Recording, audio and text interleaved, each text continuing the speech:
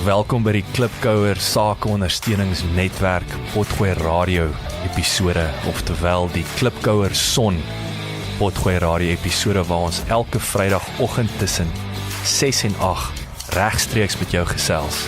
Die program word in 3 afdelings verdeel, naamlik digitale bemarking en tegnologie, regsaspekte van besigheid en finansies. Lekker leer en lekker luister. Gelukkige Vrydag die 13 almal. Dankie, môre. Hallo, gelukkig. Gaan met jou stem. Ek is nog gevries. Môre, klipkouers. Dis nie jou stem wat gevries, ons weet wat het gevries. Daar's 'n klomp dinge is gevries. Dit is soos helium. Helium is die water. Dis okay. Dis nie nie. I'm fine.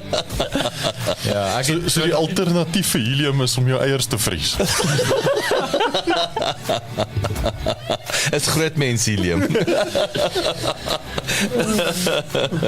Ja, goeiemôre klipkouers. Ek hoop julle het almal is lekker wakker en reg vir die nuwe dag. Ek weet ek het vanmôre gesukkel, kerels. Ek het nie lekker geslaap nie en ek moet sê dit was ekstra koud vanmôre. Ek dink dit is 3 grade my ysbad. Dit was seer. Dit was seer. Maar ek moet vir jou sê ek is so wakker soos 'n akker.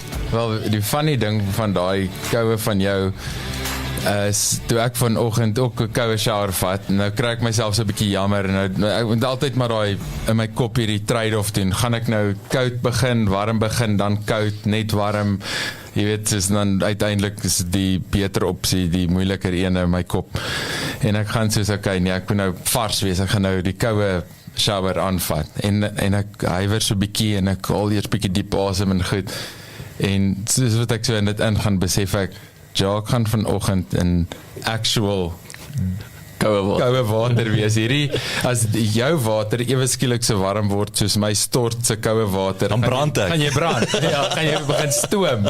So ek sê nee, shut up and do net nie. Learn to love it, nee? Learn to love it. Ja, learn to love it. Yes. Ja, ek het natuurlik. Maar kom ek sê eers, shout out vir SLC groep en Shared Services Company. Dankie ouens, dankie dat sonder hulle is hier nie moontlik nie. En ja, ons val nou weer hier so, ons doen dit anders, maar in elk geval kom ons praat verder oor koue. Ek het tot nou my laaitie Christian in die week, toe ek sê vir hom, Did you take him to the cold side? Ek dare hom, ek sê vir hom, dink jy kan 'n minuut in hierdie ding sit? Wat soek jy as jy 'n minuut in hierdie ding sit? En wat ek gelike het van hy dink so, hy weet nie, ek sê, maar wat soek jy? Maar jy moet 'n minuut in die water sit. Hy sê, ek bragging rights sê. Nice, ja. En hy het klim in, en hy het dit gehou, maar hy het 'n minuut, maar die man blaas, ek het hom afgeneem, en hy hoes en hy proes, maar dit was vir hom 'n ongelooflike ondervinding, jy weet, maar nee, ek moet sê, ek raak lief vir die ding, maar vanmôre was dit ek dink jou punte het so gelig by my, soos Jessie. Ja. Weet nou, uit nou, dis altyd ja, dis is amper soos 'n initiation. Ja, maar dis is een ding altyd om, soos 'n boek ook, om iemand iets te sien doen, ja, en dan as jy dit self doen, dan jy kry nuwe appreciation. Ek sê met oefeninge ook, jy kan die mense sien oefen goeders, en dan moet jy self soos hierdie CrossFit move, of jy weet. Ja, jy kry respek vir daai persoon wat Jesus, maar hierdie maak my eintlik moeg. Yes. Ek sien daai ons raak moeg, dis wag, ja, whatever. Wat jy dit moet doen, en jy weet jy gooi is uit, en dan sê soos, okay, respek. Dis stuff. Maar julle moet 'n bietjie kom draai een middag. Dan kom klim julle in daar. So, maar vir as dit nou lekker warm is, ek moet sê dit help. Ja, maar ek soek 'n gumguard, ek's bang ek chip het dan. Anyway, hoe gaan dit met die monk mode, manne? Ernest, jy het baie positiewe terugvoer gegee vanmôre. Ja, ek moet sê, gewoonlik sê dis so maklik soos dit, maar dit is ook nie. Maar hierdie voel vir my, dit is so moeilik, maar ook nie eintlik nie. Mens dink dit is baie moeiliker. Ek het gedink dit gaan baie erger wees. Maar dink jy dis juist dan, dis gewoonlik ek wil sê die positiewe ding van as jy nou rarig, soos 'n onderwyser back in the day, jy dink jy gaan 'n harde hou kry. Of dit gaan baie seer wees, dan is jy so aangenaam verras as dit nou nie so hard is. Maar dit nie is soos wat jou pa slaan nie. Dis nie soos jou pa slaan nie, nee. So ja, so die eerste dag voel my 'n bietjie vreemd om my apps, ek kan nie sê hoeveel keer het ek al in my foon ingegaan om mindlessly net te scroll en dan is die app nie daar nie en dan ewe skielik besef jy hoekom hy nie daar is nie en dan lag jy net maar vir jouself en dan besef mens hoe baie is mens op social media onnodig.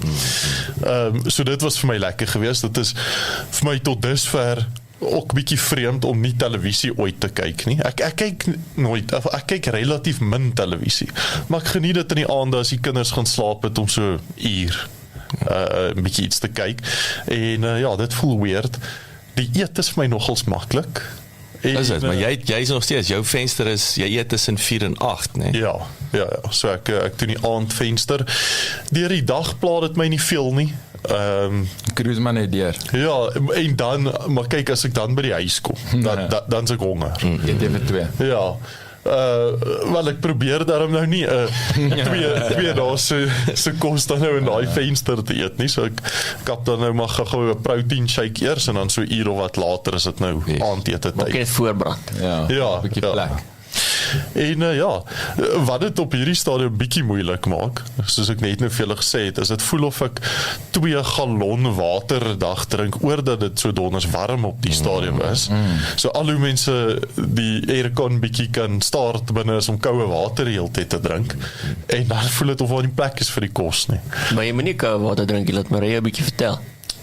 Van koue water drink. Ja. Dit is nie een keer dit Ja, ons het actually die gesprek al gehad. Ja, dat het actually baie beter is om bietjie warm water te drink. Ek weet nie, dis nou een kant van dit, ek nou nie dit gaan opswat of iets nie, ek weet nie of dit Ja, maar ons het ook toe besef is oor dat hulle so vol curry is. Maar ek het daai storie vertel van hoekom in Indië hulle so curry om te sweet. Om te sweet. Ja. En as hulle sweet, dan koel hulle af. Ja. So dis die actually, daar's 'n funksionele rede As ek so baie curry eet, gaan ek ook in daai bad van jou moet gaan sit om af te koel. Dit is In die nee, onderkant. verseker. Ja. Maar ja, verder geniet ek dit. Is lekker. Goed staan. En ek die eerste week dink ek is die moeilikste in elk geval. Jy weet, van hier af is dit nie. Ek dink, maar ek het ook gesê, ek dink as jy verby week 2 kom, as jy in die pyl val. In die flow, aan die momentum. Ja, we gaan nou met julle, we gaan nou met jou maar. Ja, ek wou eintlik so vir ons so 'n score sheet optrek, so 'n tabelletjie met 'n lysie van goed wat ons onsself vanoggend merk, en wil ek nou vra, het jy dit gedoen? Dan gee jouself nou 'n punt. En toe sien ek nie eintlik kans om my woorde te print op die kantoorprinter nie. Dis ek sê nee, ek wonder maar net hoe dit gegaan met hom. Volpunte is yeah, right. Ja.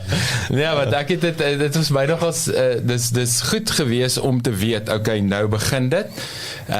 Maar ek dink daar's ook so ietsie in my, ek dink ek het actually 'n fout gemaak toe ek aan die begin gesê het, man, ek gaan dit sommer nou vir 3 maande doen. Ek dink ek dink, man, dis so goed, rek dit net so uit, as mens daar kom en dis dit fine, moet net nie ophou nie. En toe is daar so iets in my wat sê, ek kan my hier, dan moet ons nou nie te voluit begin, jy weet. En so ek het maar net so, nee, ek sê vir my vrou, ek is bietjie van 'n half-ass monk geweest hierdie week. Admittedly, confession van 'n monkey. Ja, monkey. Ja. So, maar ja, ek het die meeste gebeur, ek het vroeër begin slaap, vroeër opgestaan, ek het die eet reg gekry en klomp sulke goeie so, maar kan nie sê ek het alles reg. Byvoorbeeld gaan kuier by die skoonma, sy soos, weer 'n glasie wyn. Nee, dankie, maar ek doen weer daai monk mode. Regtig man, 'n glasie wyn. Okay, maar. Ja, maar ek doen monk mode. Maar Ja. ek gee nie wyn nie, maar onthou net ek doen monk Is dit mode. nagmaal? Ja, doen die monks nagmaal ook. Ja, sy.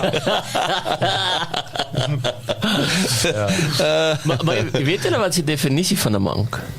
Nee, Ek het dit actually gehoor. dis interessant. 'n monk is 'n persoon wat sy lewe daartoe dedicate om ander mense te serve.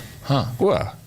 Ek het dit nog Nee, ek ook nie. Ek het So dis die definisie. ek het my onmiddellike ding is iets met hom en God te doen. Nie die mens nie.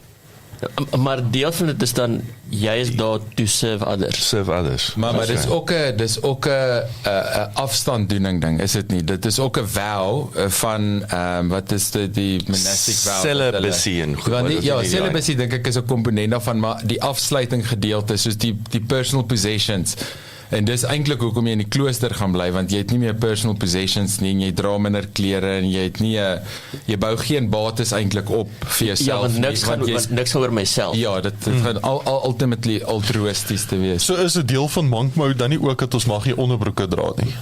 Maar Ek doen nie. ja, maar ek doen nie. Wat bedoel jy nou? Ja, ek hoef nie meer. Dis normaal. Jy 12 uur af. Dis nou normaal wat ek hier. Ek dink is oor dat hulle nie onderbroeke dra nie, dan loop hulle 'n bietjie mank. Gaan met jou devil. Ja, dit Maar jy het 'n gogga gevang, né? ja, so ek het met 'n goeie detox begin. Alles is geflash. Dis maar dit is Deep ook seker down. goed, dis seker maar goed vir die begin, weet jy. Ja, Royal Flush. Jy start met 'n detox. So dit is 'n moeiliker begin vir my. So die oefening het bietjie ek Kan nie energie vir dit. ja, ek het goed weggespring. Ja.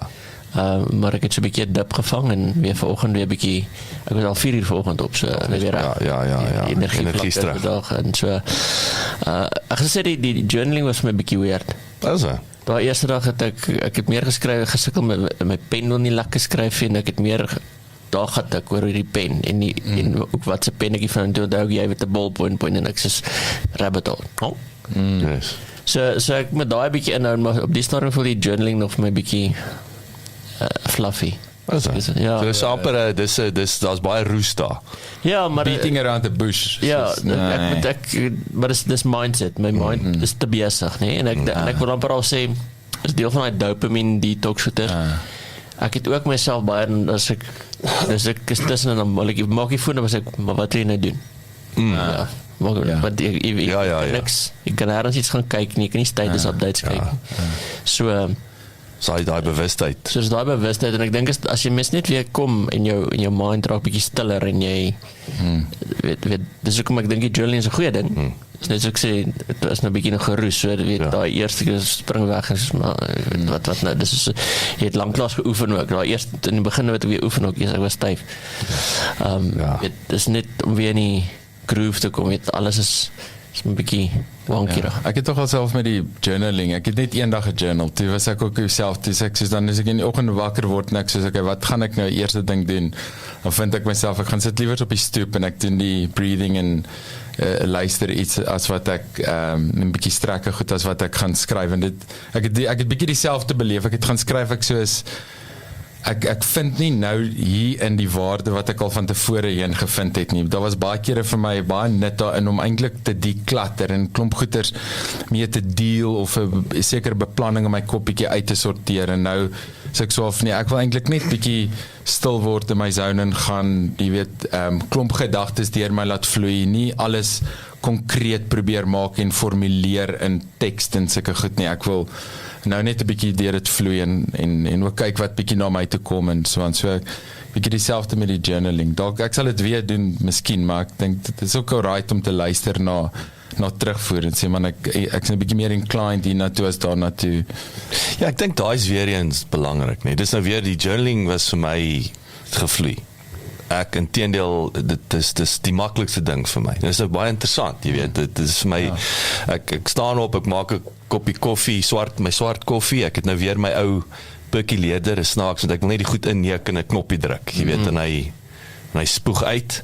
En dan gaan skryf ek. Dis amper vir my dis is deel van my wakker word proses. So is vir my baie lekker. Ek skryf maklik. Terapeuties.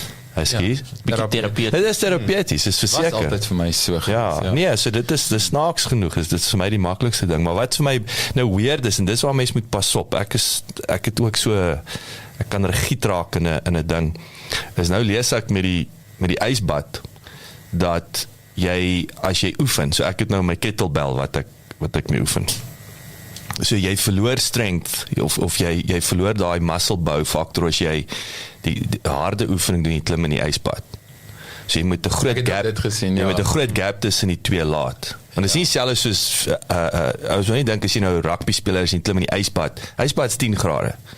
Dis nie 'n 3 tot 4 grade bad nie. Daar's ysbad is nie ysbad. Ysbad is nie ysbad nie. Daai ek wil sê ysblokkie bad is nie ek wil sê 'n vriesbad nie. Dis nie dieselfde ding nie. Hy het teenoorgestelde effek. Daai is recovering 10 grade, 4 grade begin hy daai performance. Maar dis nou belangrik, nee, dat mense dis woordspeling altyd. Ja, ek het 'n ysbad wat jy het 'n ysbad gevat. Ja. Dit is nie dieselfde nie. Yes. Want soos jy sê nou, by 10 grade doen hy dit. Yes. By 4 grade doen hy iets anders. Yes. Daar's 'n verskil Ja. en jy moet nou weet wat is dit wat jy wil doen sodat jy die regte setting gebruik. Ja, so jy gaan so dis en dit is so belangrik soos dit. So ek wil sê daai 6 grade verskil is gaan al jou performance actually ontdoen versus om vinniger te recover. Ja. So nou het ek 'n regime waar ek agtergekom het ek doen so vinnig 'n paar burpees om warm te word. Maar dan maak dit makliker om in die water te klim. So dis meer 'n warm proses. Ek wil net gevra, kan 'n bietjie antivries vat vir 'n kind klim? Jy mag nie drink nie, jy mag nie brandewyn drink. Maar na maand ek. Maar jy dip hulle net. Sê drink, ja, kom maar. Wat 'n shot brandewyn, dit is maklik. Een ding van die hele routine wat ek besef het vir my die heel moeilikste is deel van my oggendroetine, heel eerste ding, dan probeer ek in daai stilte in te gaan, die meditasie gedeelte waar jy nou stil sit, maak oë toe, sit net en laat alles net gaan en probeer gedagteloos as moontlik daar te sit. Wat bedoel jy, op die toilet sonder 'n boek? Ja, dis 'n ander ding. Staar vir die sleutel gaan. Om uit Baie jou kop uit, uit jou kop uit op die toilet om met so nog 'n korte iets aanleiding of iets om te lees. Maar ja, om stil te sit, dan voel dit asof ek nou al gedagtevry vir 10 minute sit. Dan kyk ek op my horlosie en dit 30 sekondes. Ja. So die een ding wat ek nie kan doen nie is niks. En dit is iets wat nuwe neuro pathways moet maak. Dis Yes. hoe ons breine weet nie hoe om niks te doen nie.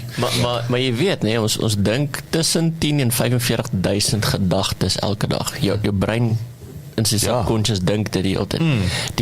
Die trick wat ek nog nie kan doen nie, so ek gee die boeke kennis het gee, tipies as ek vir jou sê hoe om die bal te pas, is nie dat ek dit kan doen nie, is dat hulle sê is wanneer jy so dink, gaan dit nie oor om gedagteloos te wees nie.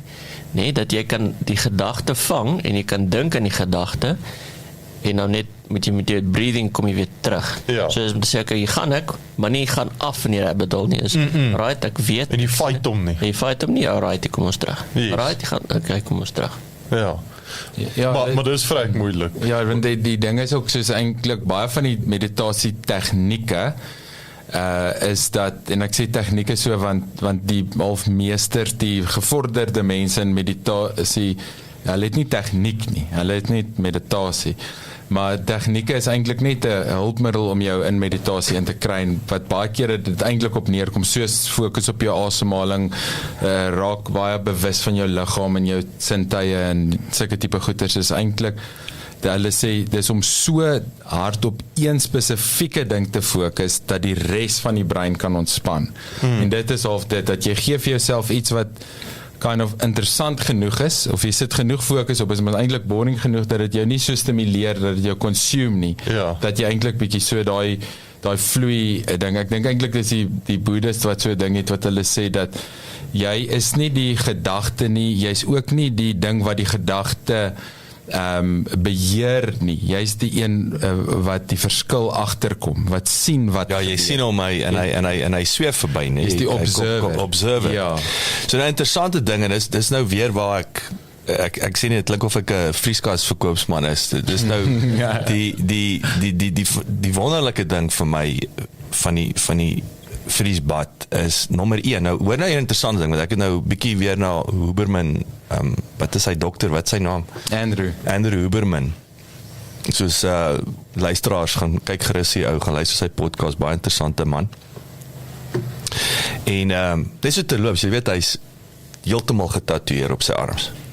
Hy's toe getatoeëer. Dit kom altyd lank by hom te dra en hy sê hy wil dit nie wys nie want dit is business time. Hy dra altyd sulke swart hemde. En ek glo hy's 'n dokter en hy's heeltemal getatoeëer. Hoekom? Ja, hy's 'n Robert Jack gewees back in the day. Maar hy wil dit nie, hy wys dit nie. Hy's mos nou ook akademikus en praktikus, want hy oefen ook alles, hy practice what he preaches. Maar hy het nou byvoorbeeld gesê, en dis wat ek nou in die vriespad doen, is dat nou die uitdaging is so dis 4 minute. Nou sit jy in die water. Vanmôre was verskriklik koud. Ek moes net fokus op my asemhaling. Ek kon niks nie, maar die uitdaging, hy sê met omdat jy gewoond raak in die water, moet jy noem dit breaching the wall. So dis 'n denkbeeldige moet jy dink aan goed, so jy klim oor. Nou wat ek doen, ek kyk vir die muur en begin ek tel. Kyk ek na die verskillende patrone. Hy sê want dis waar jy die ware grit bou. Ander woorde, ten spyte van die pyn kan jy aan ander goeters dink. Die idee is eintlik nie om hier in te kom soos vanmôre kon ek net op my asemhaling fokus. So ek wil sê technically het ek nie grit gebou nie, want my brein kan net hierdie ding doen. Het nog nie oor dit gekom. Ek het nie oor dit gekom nie, versus ek kan in die water sit en ek kan aan ander goed dink. Ja, maar nou nie begin stres nie. Jy weet, dan is die water nie koud genoeg nie. Maar Jy kan funksioneer in daai discomfort. Ek kan korrek. En wat daarna gebeur, wat baie kyk, dan sit waar die groot impak kom is drip drying. So jy klim nat uit. Ek trek nou net natuurlik 'n droë broek aan. Dan staan ek daar in die tuin en ons het nou 'n veld. Jy hou aan drip drying. Ek loop nie. Skitterwikkie. Is dit so eentjie? Sonder 'n broek aan. Sien ek al daai drawers daar so se oë groot gaan. Maar ons het nou daai veld daar langs ons. So as ek uitklim, ek trek hier die droë broek aan en staar ek, terwyl ek drip draai, staar ek in die veld in. En by the way, dan fokus ek op 'n punt, en nie vir daai single, behalwe dat ek kan, nou ontspan ek, en ek fokus op 'n ver punt, want my oor is opgedonder, omdat ek heeltyd vir 'n skerm kyk. Ek kan nie meer ver fokus nie. Sure. Weet, so ek het nou die dag, ek sukkel om ver te kyk, want ons is inteendeel want ons doen nie, ons is die heeltyd hier wat binne 20 centimeter, 10 en 20, en jy sal gaan kyk, die ouens, dis ou nie sal, jy moet 'n bietjie doelbewus op 'n ver punt fokus, anders te raak jou oë, die lense raak hierso bysiende, wat jy regte woord. So ja, so ek is daai jy doen die oefening, nee, dis omdat die oog is 'n spier. Ja. So net 'n hek daar soos om dit te doen. En nie net te gaan sê ek moet kort nou bril nie, want dis wat absoluut. Wat Ja, absoluut. Nie noodwendig nie. Yes. Ja, jy kyk oefen die spier net weer. Ja. So nee, ek is dankbaar as daar's vir my onsaglike, weet ek, TKI meditasieboks wil ek sê, en for that matter die oë oefening as gevolg van, jy weet, hierdie vriesbad. Oh, that's amazing. Maar hoor jy, daar is die tyd al, ons het vanmôre met die besigheidsseksie, ek en Dewald gaan 'n bietjie daar fokus op die hele, jy weet, ek dink meeste van julle ouens al buite weet nou, die werk van die huis af, 'n paar CEO's, ek dink Elon Musk ook, en hele paar manne het gebeur in Suid-Afrika, wat hulle sê, nee wat, jy is alright, jy moet kantoor toe kom, jy sal, so ons gaan 'n bietjie so 10 minute daaroor gesels. Dit is 'n intro, maar ons bring later vanmôre vir Ferdi Hassenberg, hy's 'n menslike hulpbron spesialis. Dan gaan ons 'n bietjie weet uit die expert se mond hoor wat's die pros en die cons wil ek sê, en dan natuurlik daar seker implikasies, en lyk my daar's 'n paar kontroversiële verrassingkies. En ek sien uit om daarna te luister, maar ons is nou terug.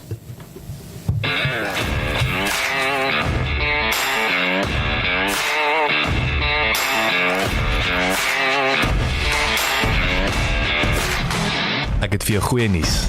Ons sal teen vanaand 6uur vandag se regstreekse program 4 episodes beskikbaar hê sodat jy kan luister wanneer dit jou pas. Die eerste episode sal natuurlik die programme se geheel wees. Tweede episode gefokus op digitale bemarking en tegnologie. Derde episode op regsaspekte. Vierde episode op finansies. En onthou, besoek asseblief ons webwerf by www.klipkous.com. Teken asseblief in sodat ons jou op hoogte kan hou. En baie belangrik, gaan luister na ons vorige potgoeie en toekomstige potgoeie op Spotify, Apple Podcast en natuurlik op YouTube. En baie belangrik, as jy hou van wat jy hoor, los asseblief 'n resensie, sodat lekker mense soos jy ook te hore kom en uitvind van Klipkouers Son.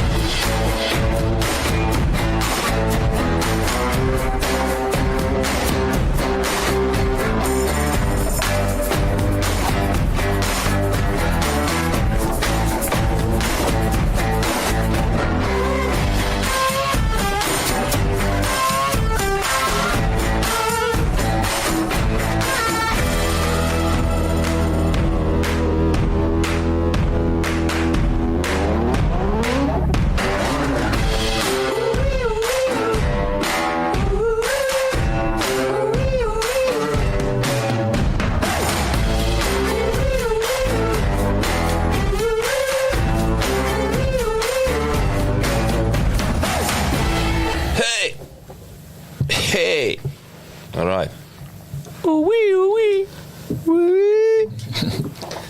Ernest kon nie. Hy wou dis nie wat Ernest wil doen nie. Ahmed. Dis nie net wat hy wil doen nie. Hey, wee. Alright, so Dewald, spring vir ons weg, nee. So ek dink dit is, of sal ek op 'n vinnige intro. Ek dink die realiteit is dit is nie so eenvoudig soos dit nie. Dat daar's produktiwiteitskomponente. Ek dink death by meeting word geëlimineer. Ek dink nou death by Zoom heel moontlik en death by Teams. Ja, maar kom ons spring gou weg en praat net oor wat het ons enable ook, nee, maar so met die hybrid work model en ek weet ons hou van oor tegnologie, ek hou van tegnologie en wat bring altyd 'n tegnologiese komponent. Nou tegnologie het dit vir ons moontlik gemaak, nee, so ek meen van 'n Teams, Zoom, Google Hangouts perspektief het dit vir ons moontlik gemaak, dit die wêreld kleiner gemaak. Jy kan met enigiemand in konferensie kom, ons kan collaborate.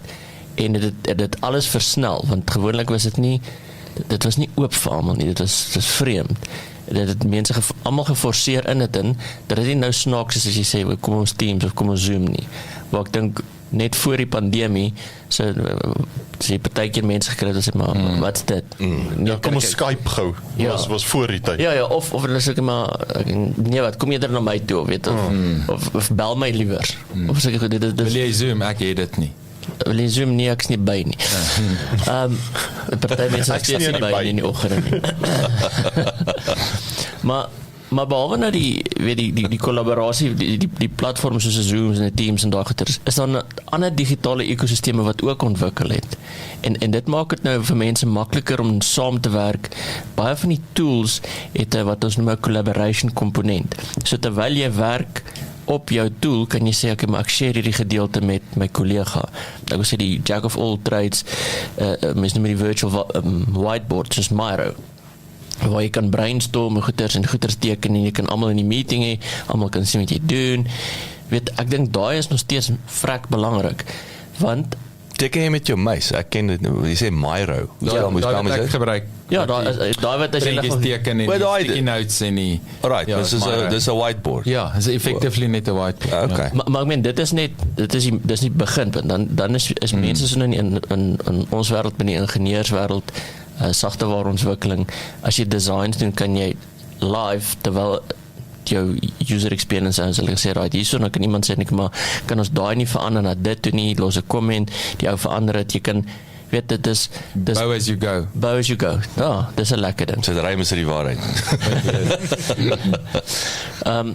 Maar ek dink dit is nogal 'n ding wat nog steeds wonderlik daar is, dit is omdat jy het kollegas nou wat nog steeds op ander plekke sit. Dit beteken nie omdat jy terug aan die werk toe dit gaan verander, dat ons nog steeds, ek dink die grootste frustrasie vandag is, ons gaan terug kantoor toe en ons is nog steeds almal in Teams meetings.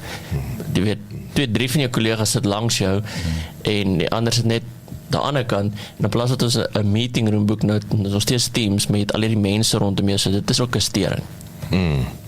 Maar die groot ding, ek dink die groot ding rondom, as jy nou praat van Elon Musk en so, en die hybrid work model, kom van 'n ek wil sê 'n produktiwiteit paranoia van meeste bestuurders wat van die opinie is, as ek jou nie sien nie, dink ek nie jy werk nie. So daai voel ek is dis 'n ding wat fundamenteel in die organisasie mis, en te sê, is jou KPI's reg? Want as jy nie die KPI's in plek het om effektiwiteit van jou werknemer te bepaal nie, dan gaan jy so voel. En nou wil ek 'n bietjie van die KPI's unpack, want ek dink partykeer is KPI's nie altyd goed gedefinieer nie. Nou 'n voorbeeld wat ek kan vat is toe ek die eiendomsagentskap gehad het. Nou gewoonlik as jy net 'n KPI wou meet, dan het ons gemeet op wat is die kommissie wat hy aan die einde van die maand geskryf het. So dit kan so eenvoudig so dit wees sê, dit is jou KPI.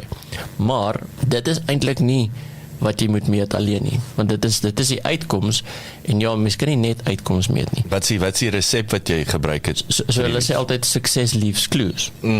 So nou moet jy eintlik sê, wat is nou anders wat ek kan meet ten einde daai sukses te bepaal. So ek sonder dat ek nou alles kan onthou, maar 'n tipiese voorbeeld nou in daai geval sal sê, en as jy 'n CRM stelsel het, moet sê, maar hoeveel mense het jy gekontak? Met tipe cold calling. Het jy in die area gery en deure geklop? Dis tik. Het jy netwerkfunksies bygewoon? Tik. Weet, dis klein measurements, en ek dink veral in jou geval ook, Ernest, jy weet die tipies met die finansiële beplanners, is seker tickboxes wat jy kan sê, maar daar's 'n rede hoekom jy nie soveel geskryf het nie, want jy die fundamentals nie gedoen nie. Ek praat altyd van die money making activities.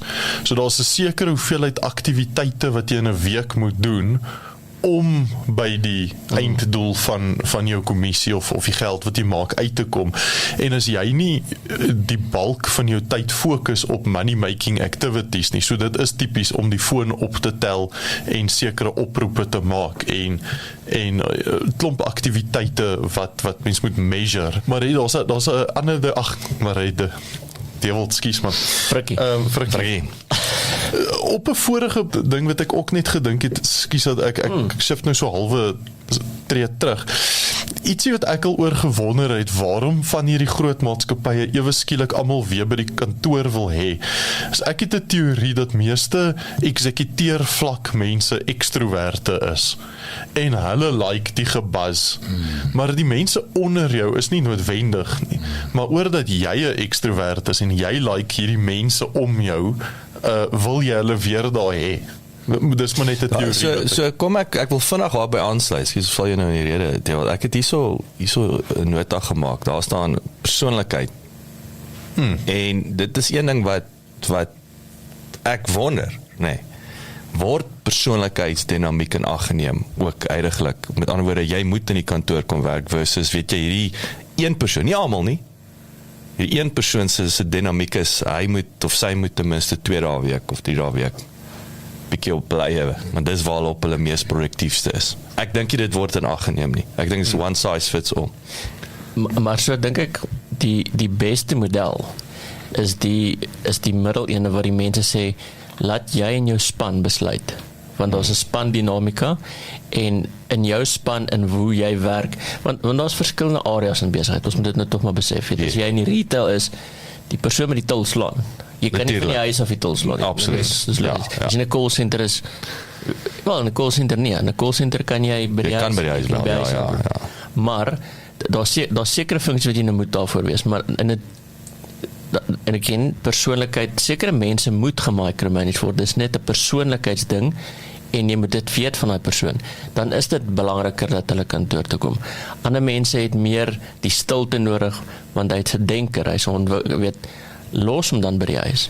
Maar hê 'n manier om te sê, okay, goed, ek kry nog steeds die uitkomste van jou wat ek wil hê, so kom ons los jou dan. In plaas van net om, ek dink daai wat jy sê, kom almal doen net goeders, is wanneer jy tipies, jy weet nie hoe om 'n situasie te hanteer, en as dit soos screw all, kom in. Ja. Nou maar, ek wil net nog 'n groot voordeel wat ek gedink het, wat nou ook daar so is met die hybrid work model, as jy dit doen. Dit is, die geleentheid waar daar so is dat jy nou, in terme van 'n talent, as mens 'n talentpool, daar's nou addisionele mense wat jy kan in jou organisasie intrek wat jy nooit sou kon nie.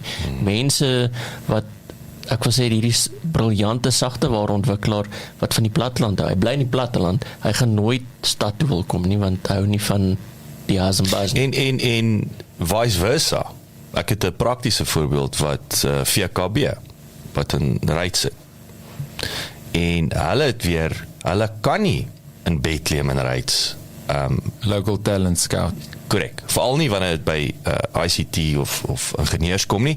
Nou het hulle kry die ou enige plek in die land. Daar waarever hy is, en hy werk vir hulle, en hulle aanvaar weet, maar back in the day, nee, jy moet Ryds toe trek, of Bethlehem toe trek, om daar so, as jy die werk wil. Ja, want ons kan dieselfde dinamika vat, wanneer jy, kom ons kyk nou in daai geval, jy het 'n getroude paartjie, en 2 professionele persone, die gaan nooit dat die een, nou met die man trek, Ryds toe, maar die vrou het 'n goeie finansiële posisie en sy wil in die kantoor hierso wees daar. Wat groot moeilikheid oor die jare of geleentheid huishoudelike inkomste is geaffekteer. So nou mis jy uit op daai goeie geleentheid, wel nie goeie die persoon nie, maar die werkgewer mis uit op daai goeie persoon wat hulle kan wat hulle besigheid die volgende vlak toe kan vat. Ja. Want daar is daai dinamika. Dis nie so maklik net van trek op jou wortels en skuif nie, weet daar, gewoonlik het mense dit gedoen vir baie groot finansiële ding, maar jy kan nie so groot finansiële ding as jy 2 professionele mense het nie. En ek dink vroeër jare waar net die man die broodwinner was dit 'n eenvoudige ding, die man skei waar die werk is en die hele familie skei. So ek sou sê, as ek jou ter opsomming, ek hoor 2 goed wat vir my uitspring, en is iets wat ons met Ferdi kan, jy weet, uitpak. Is nommer 1 is die talentpool, is om nie kortsigtig te wees nie, dit gee jou geleentheid om in 'n sekere talent wat nie fisies daar benodig word nie, so dit hang af van die tipe industrie, tipe posisie. En nommer 2 is daai, ek wil terugkom wat die regte triekie ding is om te verstaan die persoonlikheidsdinamieke van jou mense, soos waar gaan daai persoon optimaal funksioneer. En dan wil ek sê derde is, soos jy sê, regtelik, laat die span besluit. Nie, wat is, weer eens, as dit die span verband, wat is die dinamika daarso? Wat gaan hulle meer produktief en suksesvol maak op 'n event? Ja, want jy is nie alleen nie. As deel van die span dinamika, deliver jy as 'n span. Nie net die individueel nie, werk dit vir almal saam. Want nou, wat nou snaaks is, dit help nie ons kom almal werk toe, want ons kom op verskillende dae ook, en nou sit ek by die werk, en team is met my team. Ja, dit is absurd. Maar nou, my tikkie boksie, ek was by die werk gewees. Ja, so ja, dis wat 'n partytjie vir ons gemis is, daai as jy dit gaan sê, almal moet werk, kom partytjie, nou ons is nog steeds met ons bad habits, waar dit lekker werk, hulle praat altyd van die coffee talk, of die water, ja. of wat dus daai op die whiteboards, maar snaaks genoeg, ek sien nie daai dinamika, in my geval, sien ek nie dat daai dinamika regtig noodwendig is nie, want ons teams nog steeds, want ek loop nie oor na die ander gebou toe, wat ons vir amper 'n kilo ver, nee, is nie so ver nie, is 'n paar 100 meter. En dan sit klomp restaurante. En daar is nie waterkoelers. Ja, maar dis net, ek dink mense het te gemaklik geraak, waar baie keer, weet, vir my waar ek nie, ek sien juist die geleentheid om te wil aan 'n gebou te gaan, bietjie die stappie in te kry, weet jou steps in te kry, maar ander mense is gemaksigtig, is nou makliker om net 'n Teams meeting te call. Maar het is ook lekker as jy by jou eie workstation sit.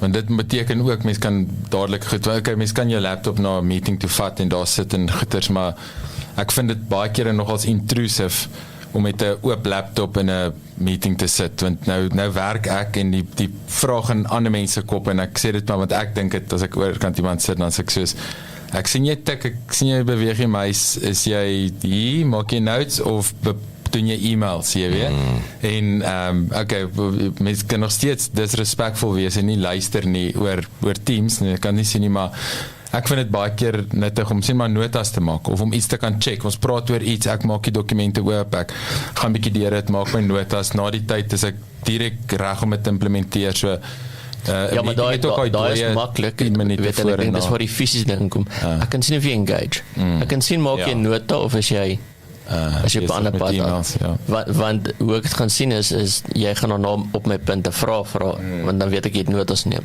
As ek na jou kyk en vir jou vraag en jy daai sê gou ja, sê gou weer. Ekskuus, ek het nie gehoor nie.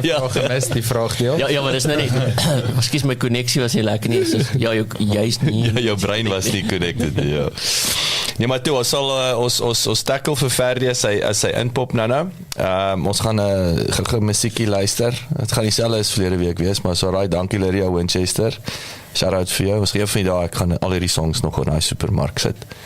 En hier is môre sal die son weer skyn. Karl Sebastian, lekker luister, ons is nou terug.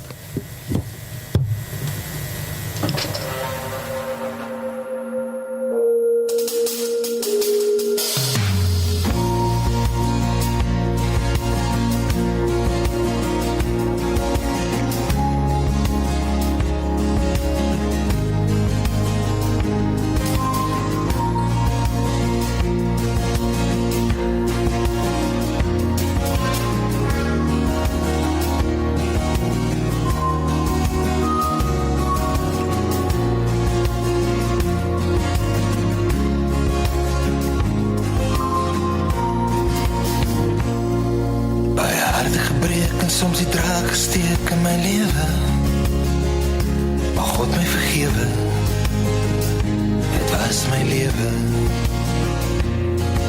nooit geluister na raad en soms groot gepraat in my lewe.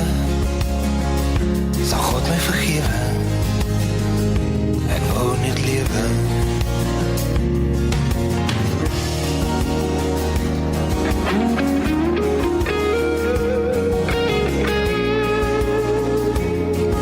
In die duister hierdie lig verdwyn. O asseblief, kan hy son vir ons weer skyn?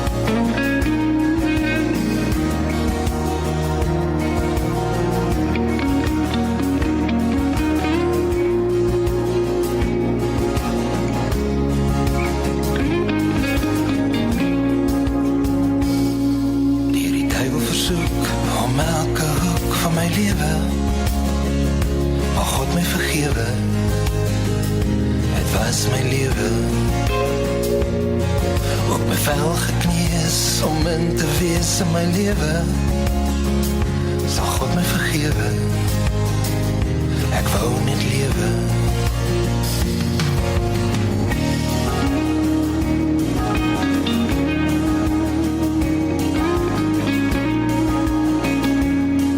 O in die duister in die lig verdwyn. O asseblief, kan hy son vir ons weer skyn? En die duister het ons verkwyn. Maar môre sal hy son vir ons weer skyn.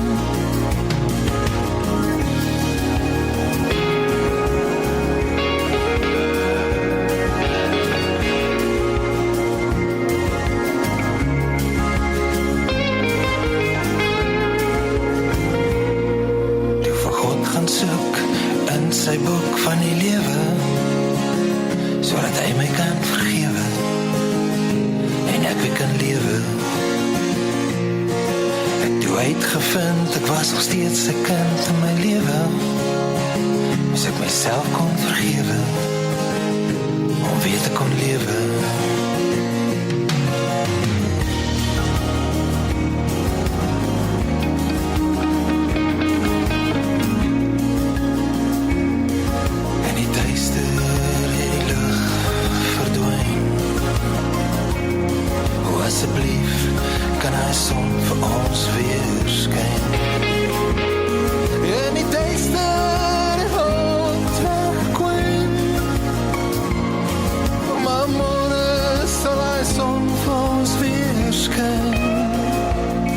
Ja, môre sal die son weer skyn.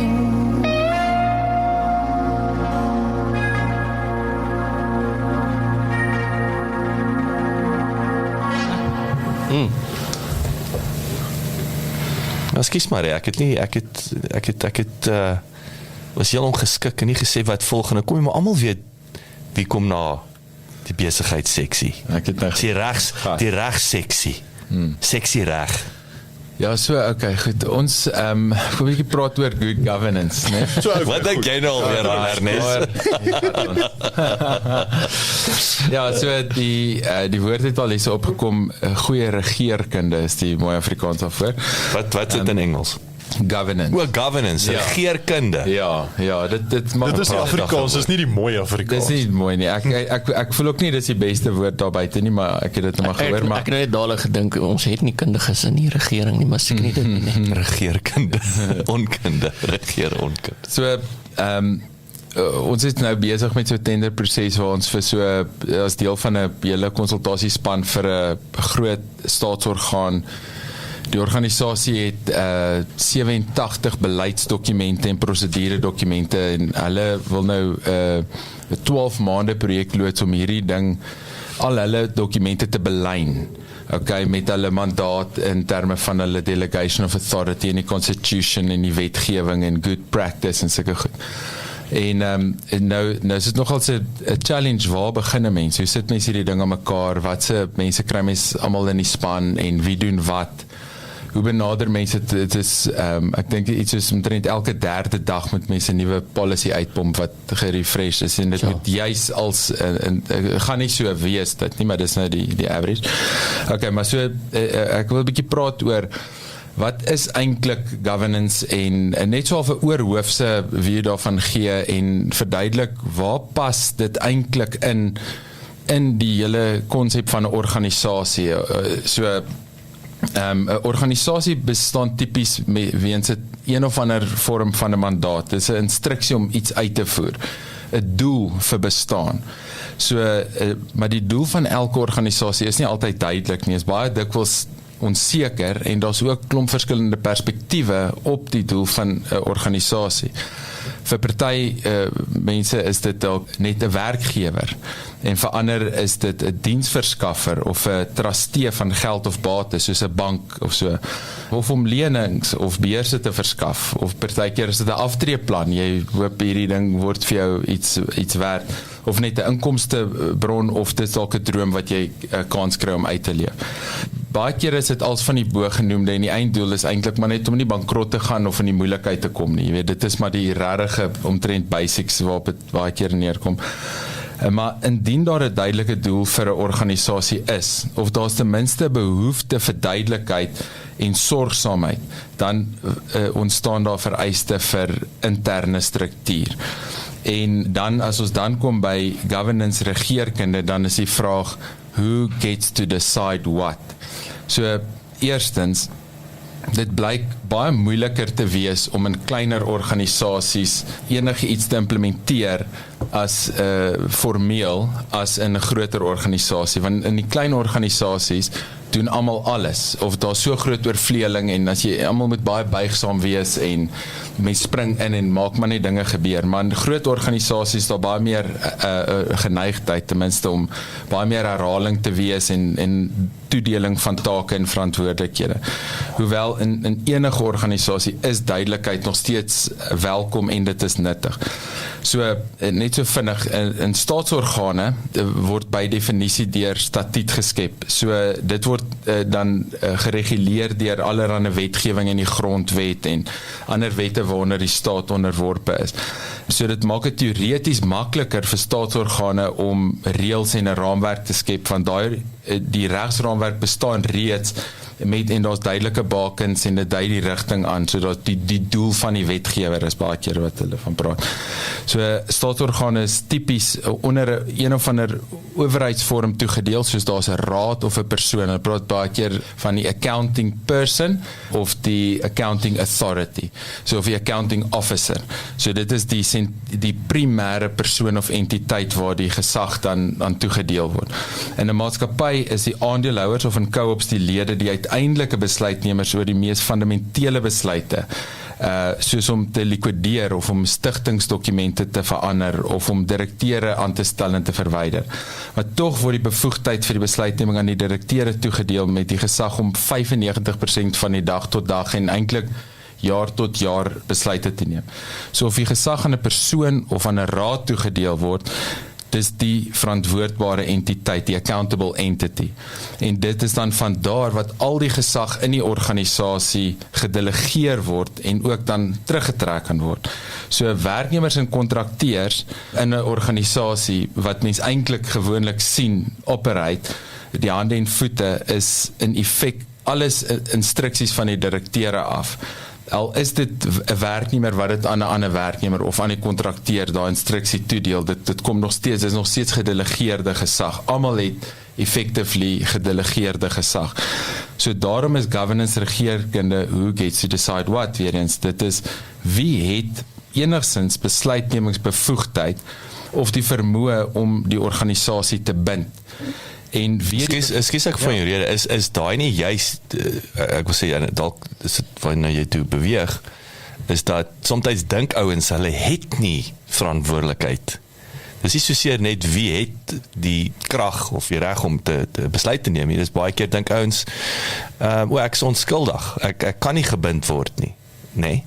So daar's 'n naïwiteitskomponent, wat net, ek het nie geweet nie, nee, jy's 'n direkteur, of het by default is jy die ou wat die, maak saak wat die ander ouens ooreengekom het nie, jy's in die moeilikheid op 'n of ander. Ja, so jy maak 'n baie belangrike punt in die sin van, die persoon wat die gesag delegeer, is ook die een wat uiteindelik die shots moet vat. En dit is dan baie belangrik. So daar's wel dikwels 'n komponent van wat het jy geweet en wat was jou spesifieke verantwoordelikheid, maar jy's ultimately reg dat dit is, en dis hoekom byvoorbeeld Eskom het moeilikheid, vra hulle die president. Dis al 'n konsep eintlik, maar wat ons oor praat. So dis baie kere die bevoegdheid om besluite te maak, maar ook die gesag om daai besluitnemingsbevoegdheid terug te kan trek. So jy kan iemand aanstel, maar jy kan ook iemand fire weer. En so wie's regtens bo jou in daai opsig. En dan so hoe meer duidelikheid 'n organisasie se doel en doelwitte is. Dis baie wat ons laas week ook oor gepraat het oor daaruit kom jou uiteindelike prioriteite. En hoe makliker, hoe duideliker dit is, hoe makliker is dit om 'n raamwerk of 'n struktuur daar binne neer te skryf en te implementeer. So die mikpunt uiteindelik word geïntegreerde beheer. En dit raak 'n bietjie aan hierdie remote working ding ook. Om te sê ek het op een of ander manier visibility en control nodig oor wat in hierdie organisasie aangaan. So daai beheer word dan uitgeoefen deur allerlei kontroles. Jy weet, dit is jou van die bo af is dit die stigtingsdokumente van die organisasie, dan is daar 'n delegasie van gesag en dan word dit gewoonlik maar in 'n beleid geformuleer of verskillende beleidsdokumente van daar af prosedures en dan kom jy by 'n werksbeskrywings uit wat sê goed, hoe gaan my verskillende resources hierdie prosedures uitvoer met ons hulpbronne in hierdie raamwerk. So waartoe dit dan beweeg is om weer daai veiligheid of vryheid in veiligheid te skep, wat ons gesê het, partykeer is die reëls sleg en ons het vanoggend ek en die wat gepraat oor skool, jy weet, en hoe dit partykeer moeilik is om in te pas in daai, maar ek wil nie, of dit pas my nie, is my persoonlikheid nie, maar dan is daar ook ietsie goeds om partykeer te kan inpas, want as jy, dit hou jou ook baie veilig om binne in so 'n struktuur te wees. So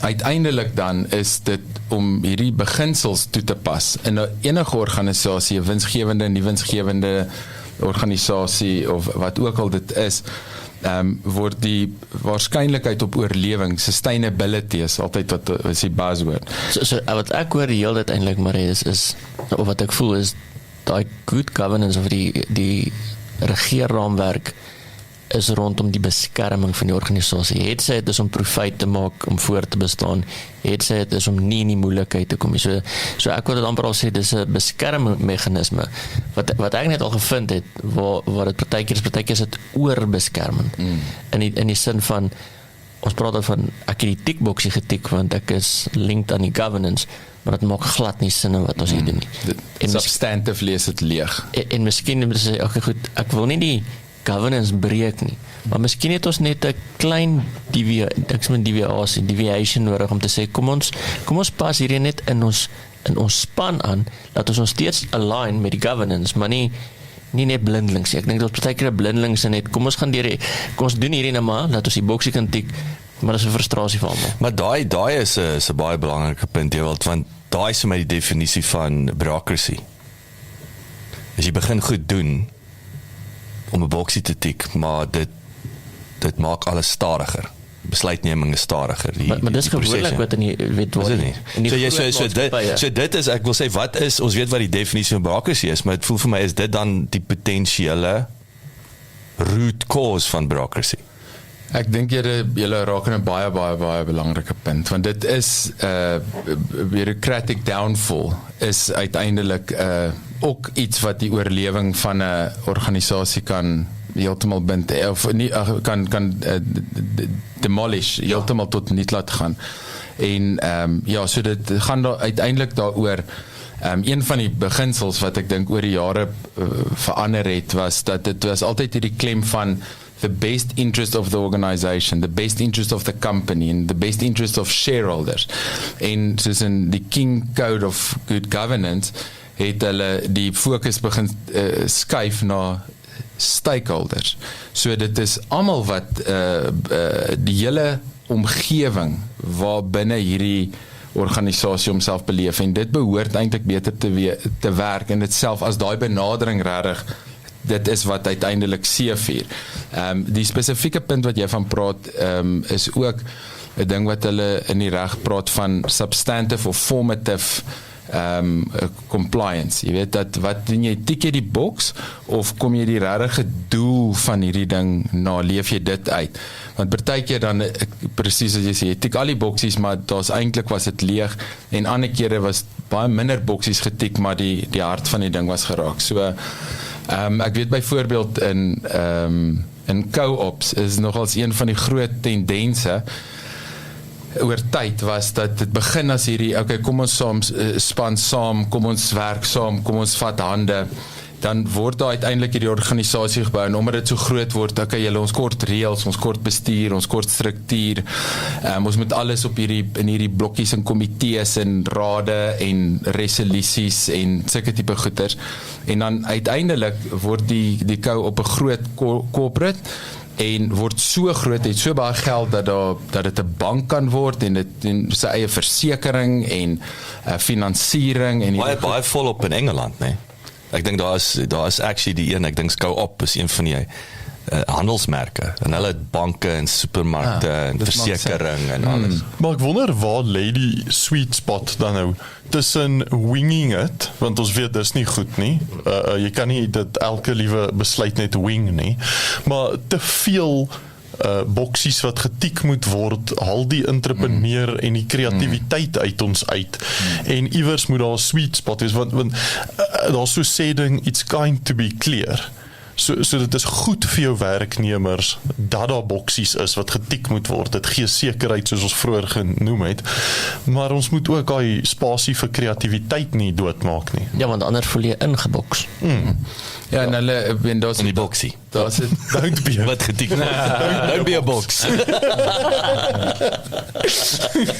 Dit is ook, jy weet, daar's aan die een kant is daar die vryheid van die entrepreneur wat nie nou, hulle sê altyd die fighter pilot wil nie die logboek na die tyd invul nie. Dis nie sy ding nie, hy wil gaan, jy weet, Tom Cruise wees met sy bike ry wat hy was so. En dit is wat jy die verskillende soorte profiele en goed. So dat soos wat 'n organisasie bietjie groei of soos wat net 'n besigheid, 'n enterprise, 'n start-up begin 'n besigheid word en hy bietjie meer size eintlik wat hierdie complexities inbring, dan is dit ook 'n ding wat hulle praat van founder syndrome, is waar 'n besigheid daai transition moet maak, want jy kan nie meer met 10 ossewase 'n dag oor hierdie riete oor die rivier gaan nie. Dit was okay toe ons net die een oorgevat het, en nou forceer dit, en dit is 'n transition, dit is soos 'n metamorfose wat jy moet deurgaan en sê, okay, goed, ek het dit tot op hierdie moeilike punt gebring, wat ek nie sou kon doen as ek vir almal moes sê wat ek gaan doen en hoe ek dit gaan doen nie. Maar as dit nou van hier af, help dit nou nie, ek probeer in dieselfde pas in dieselfde rigting alleen, en ek fluit net elke nou en dan en sê, hier's ek, kom, jy weet, en hy moenie dit nie, moenie dat nie, en jy weet om alles net dag tot dag. Ja, die verskillende fluite, maar hoe weet jy nie wat hierdie fluit nie? Dit is 'n nuwe ou. Ja, het julle nie vir hom vertel nie. Ja, dit is die tipe goed. En daai is so 'n belangrike, dis weer eens nog 'n belangrike punt. Jy weet, ek onthou een van die artikels wat ek jare terug gelees het, met die bewustheid gegee het van jou tipes, jy het 3 tipe CEOs.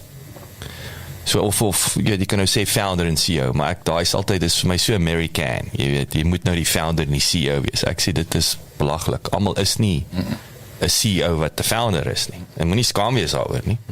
Dags jy 'n CEO kan aanstel wat slimmer en beter as jy om 'n organisasie dan well done, ja. Maar jy het 'n start-up skill. Jy het 'n scale skill. En dan het jy 'n notering skill. Ek sê weer, so om 'n besigheid start-ups te dryf is 'n sekere skill set. Om next level te vat, het 'n sekere skill set. Om te gaan noteer op die JSE is 'n ander skill set. Ja, dis is 'n skakie opening, middle game, end game. Ja. Heeltemal en ek dink daai mis ouens. Die ou dink wat die founder is. En ek kom ek moet sê ek begin dit agterkom. Dit het my lank gevat dat ek kom agter ek het start-up skills.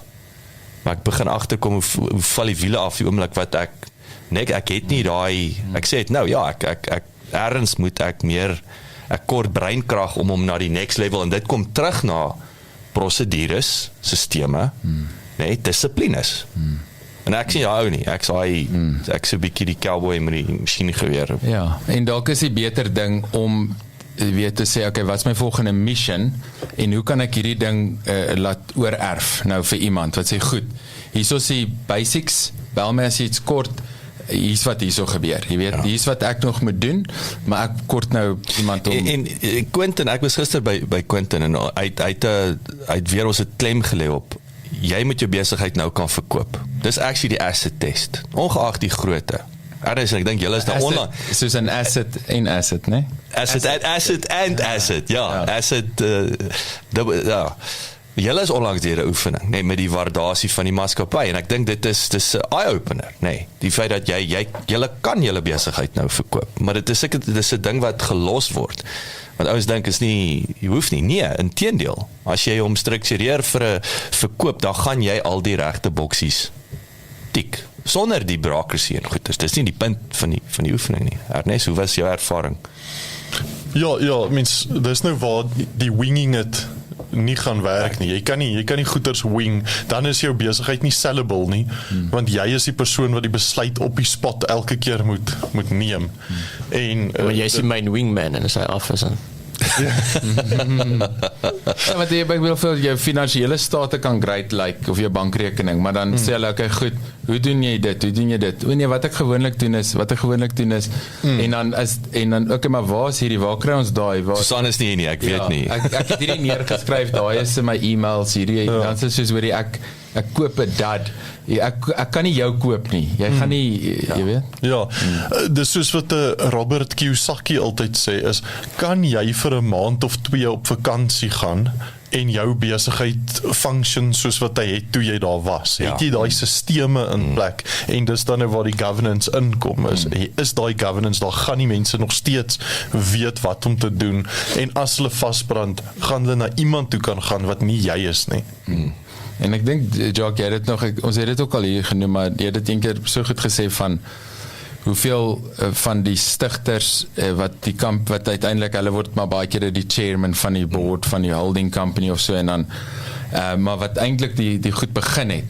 En ons het gepraat oor hoe duidelik is daai skeiding van die ou wat kan sê, goed, nou gee ek hierdie ding oor aan iemand trustworthy en iemand in wie ek vertrou het, aan 'n rentmeester, of wanneer hou ek dit net vir myself, en dis daai ouens wat juis 'n board om hulle kan kry, wat sê ek wil net die chairman wees, ek wil net julle bestuur, en julle gaan, en as ons nou terugdink aan hierdie ding van die gedelegeerde gesag, en die chairman het nie eers soms 'n casting vote as daar taai is, maar dis nie eintlik is nie 'n veto reg wat die chairman sommer hou nie, dit is iemand wat hulle self onderwerp aan die persone wie hulle om hulle stel, en dis maar dikwels die geval, want jy uiteindelik gee dit weer oor aan 'n werknemer, en jy sal 'n kontrakteer aan 'n goed so, ek dink dit is 'n level van maturity en 'n level van wisdom and insight, and letting go, jy moet die wisdom and insight hê om te let go, en weet waar om te begin. Ek weet hierdie goeders, dit help veel.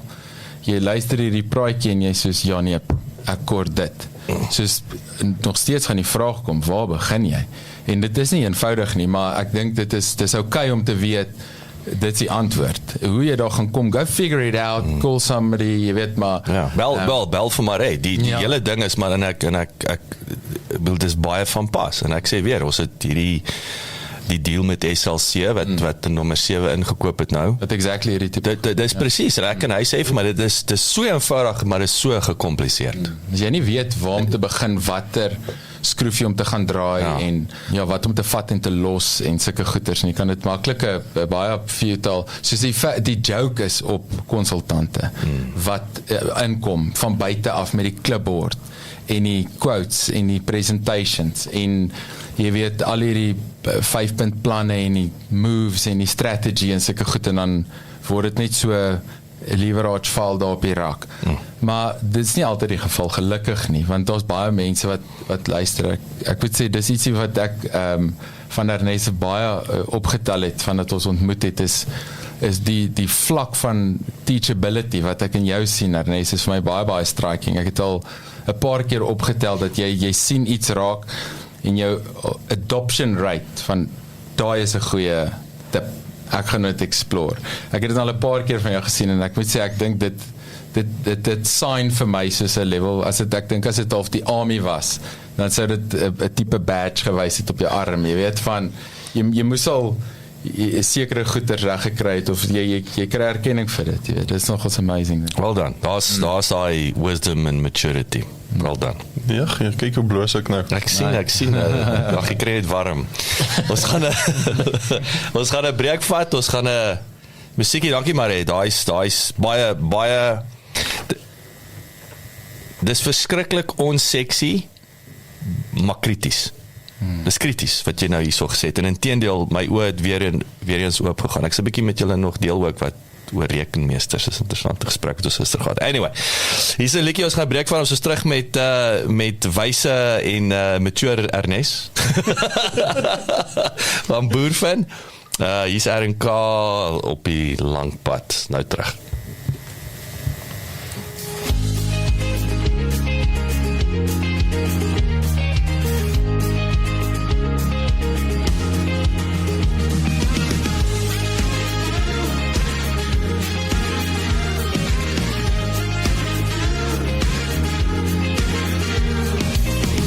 Rarig moeg wees, want jy hardloop heeldag in my kop, is 'n goeie oefensessie vir jou siel en gees, maar dit maak nie regtig saakie, want 'n stewel of 'n valley sal jou baie myle gee en jou vat waar jy wil wees. Watch the move, hou my door, op die lang pad voor die son sal kan ek jou met my gevoel kom al, voor die afdraai kom ek jou oplaai, jy kan sê waarheen jy wil gaan, ons kan piknik hou by die rivier, of lekker vry in jou pa se skier.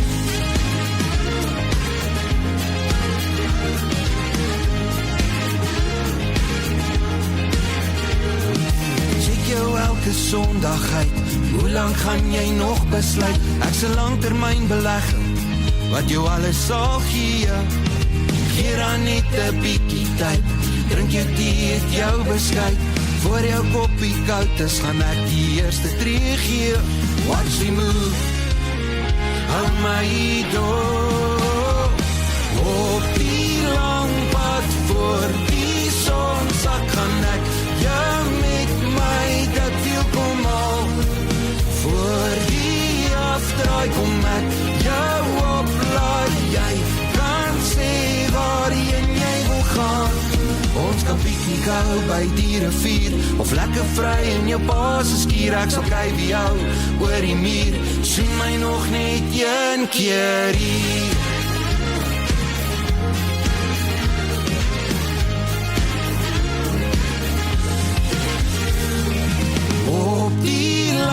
Pad voor die son sak, gaan ek jou met my dat wil kom al, voor die afdraai kom ek jou oplaai, jy kan sê waarheen jy wil gaan, op die lang pad voor die son sak, gaan ek jou met my dat wil kom al, voor die afdraai kom ek jou oplaai, jy kan sê waarheen jy wil gaan, ons kan piknik hou by die rivier, of lekker vry in jou pa se skier, ek sal kyk wie jou oor die muur, soen my nog net een keer hier.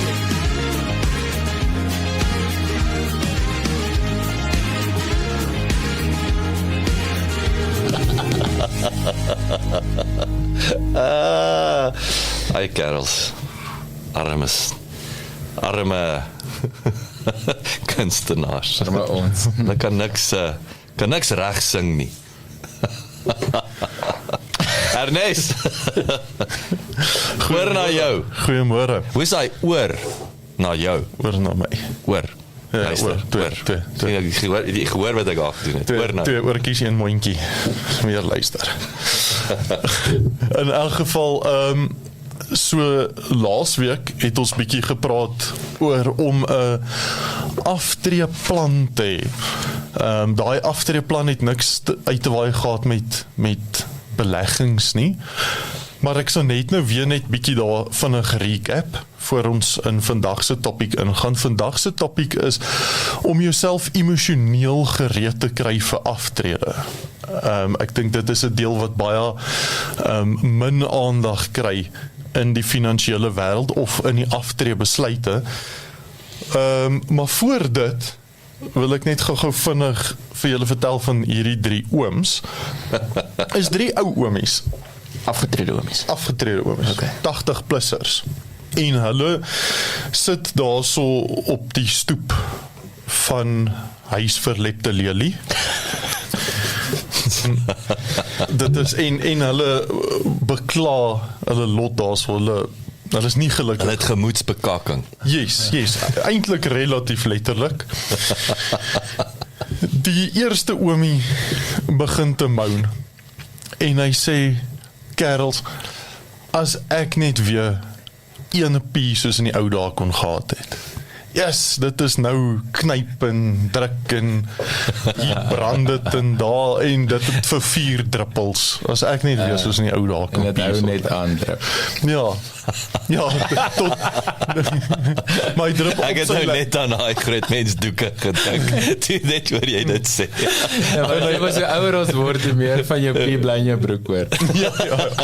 Hy drup op sy lekkerste net na hom teruggesit het.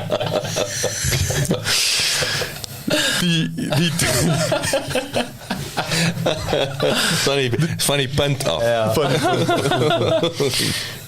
Die tweede oom sê, yes man, as ek net weer 'n molshoop kon los op die toilet soos toe ek nog in my 20's was.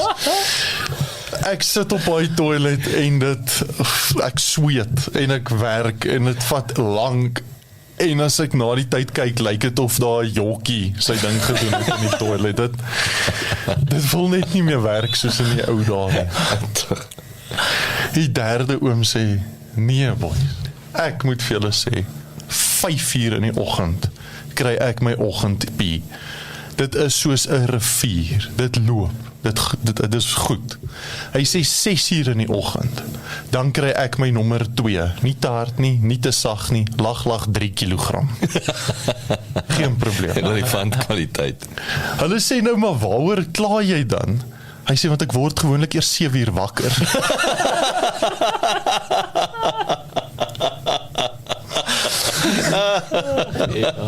Ja. Nou in elk geval. Dis ook die realiteit dit is. So ek het goeie nuus en ek het slegte nuus vanoggend.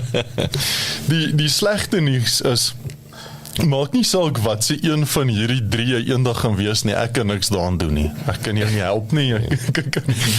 Die goeie nuus is, meeste van die ander goeters, die finansiële goeters en die reg word vir aftrede, daarmee kan ek bystaan en 'n bietjie insig deel. Nou, ek wil vanoggend, wel kom ek recap dan nou net eers gou vinnig, voor ons begin oor die emosionele gereed word vir aftrede topic. Recap so vinnig oor laasweek. So, laasweek het ons gepraat dat jy moet 'n aftreeplan hê. Jy moet nou al, maak nie saak hoe oud jy nou of hoe ver jy van aftrede af is nie. Jy moet begin te dink hoe het lyk aftrede.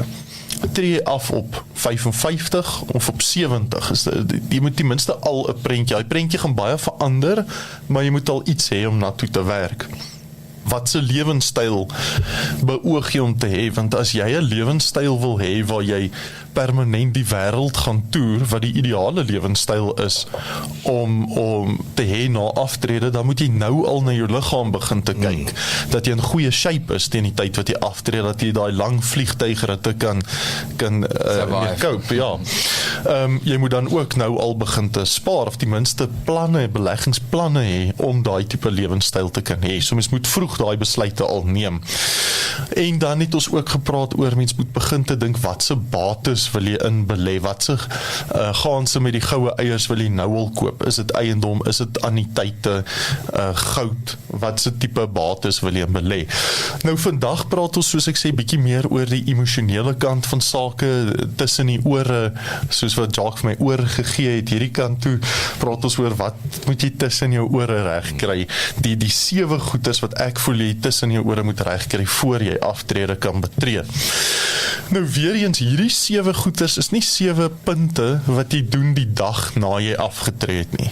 Jy moes dan al daar gewees het en ek dink weer eens hoe vroeër mense in jou lewe aan hierdie tipe goeders begin te dink, hoe beter is dit vir jou aftree dag. Nou die eerste ding wat ek hierso genoem het en hierdie 7 goeders is, kyk ek kan nou nie praat van my ervaring van aftrede af nie, want obviously is ek nog ver daarvan af, maar tog het ek op 'n baie gereelde basis in my werk te doen met mense wat pas afgetree is, mense wat al 'n paar jaar afgetree is en mense wat aftrede nou begin te jou pa nee, is nou in presies, dit is 'n baie naby voorbeeld wat ek op hierdie stadium het, is daai emosies nou amper die jaar voor aftrede en dit is nou al minder as 'n jaar van aftrede af so en die gesprekke wat hy nou ewe skielik begin te hê.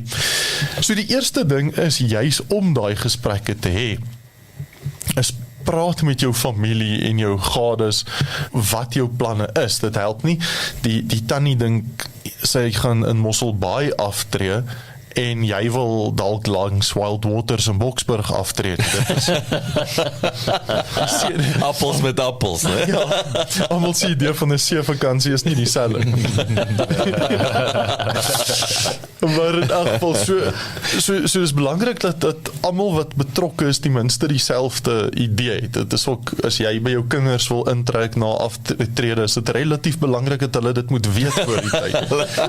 Jy kan nie goeie nuus, oupa sien. Eendag stop hulle net daar met die volle met die tas op die dak. Hier is ons nou. So dit is belangrik om daai oop kommunikasie van vroeg af te hê. Ek meen, ek en my vrou kan nou al begin 'n idee te skep waar wil ons aftree en dan kan mens potensieel nou al kyk vir eiendom, sou mens wou in daai area, want jy kan lank voor die tyd hierdie goeders, en as dit nie so uitwerk nie, dan moet jy net seker maak die deal wat jy gekry het is goed genoeg, dat jy nie spyt as jy het om gekoop nie, is nog steeds dan 'n belegging. Ja, so jy moet nie emosionele besluit maak hier. Ons praat nie juist oor emosies, so sê, ja, dis wat ek wil hê, en ek investeer in my toekoms, maar ek doen dit met 'n berekening. Ja, jy wil nie jou toekoms opneek as gevolg van 'n finansiëel nou met 'n emosionele besluit nie. Ja, want jy dalk nou 'n huisie by die see gekoop, want dis wat jy dink jy wil gaan aftree, en dan besef jy, maar eintlik is jy 'n bosmens. Ja, of jy met jou 40-jarige mindset, koop jy nou daai huisie by die see, want jy wil daar aftree oor 30 jaar. Oor 30 jaar as jy gaan aftree, kom jy agter, daar is nie 'n hospitaal naby nie. Die ding het 3 stelle trappe. Mens moet ook mooi daaraan dink. En jy is daar oor 'n Desember, wanneer daar baie mense is. Nou, as jy aftree, is dit so eensame dorpie. Daar's eintlik niemand om mee te praat of om mee sosiaal te wees wanneer dit nie vakansietyd is nie. So is bietjie daar's nie ou mense ding om te doen soos bingo en rolbal en daai tipe goed nie. Jy kan ook net so lank op die strand loop, maar ja, nie tannie wil nie meer ijskaats nie. So nou dat ons kan, die volgende ene is om realisties en daar moet jy nou al half besluit wat wil jy, wat se lewenstyl wil jy hê, maar nader aan aftrede tyd moet jy realisties wees oor jou finansiële omstandighede op daai stadium en daarvolgens beplan. Nou ek het onlangs nogals ook binne in die familie 'n situasie gesien waar oom het aftrede nou geapproach, hy het nou afgetree, maar hy het gesien daar is nie genoeg om 'n hoë lewensstandaard te hê nie. So alhoewel mense altyd dan voel jy moes bietjie meer gespaar het toe jy tyd gehad het, was dit vir my nice om te sien hoe realisties hy was oor die feit dat daar nie heeltemal genoeg voorsiening gemaak was nie. So hy het die huis verkoop, want hy is nog baie fiks en sy vrou is bietjie jonger as hy, so hy het die huis verkoop, 'n lekker karavaan gekoop en nou toer hulle, maar hulle doen dit op 'n budget. So hulle sal nou 'n maand lank Richards Bay toe gaan nie in die Porsche vakansie, hulle gaan kamp in daai plekkies waar die mense plantjies om hulle karavaan plant. / bly daar. Ja, want dit is die goedkoper opsie, maar nou is jy vir 'n maand in Richards Bay en jy kan die omgewing geniet en vir 'n baie goedkoop premie.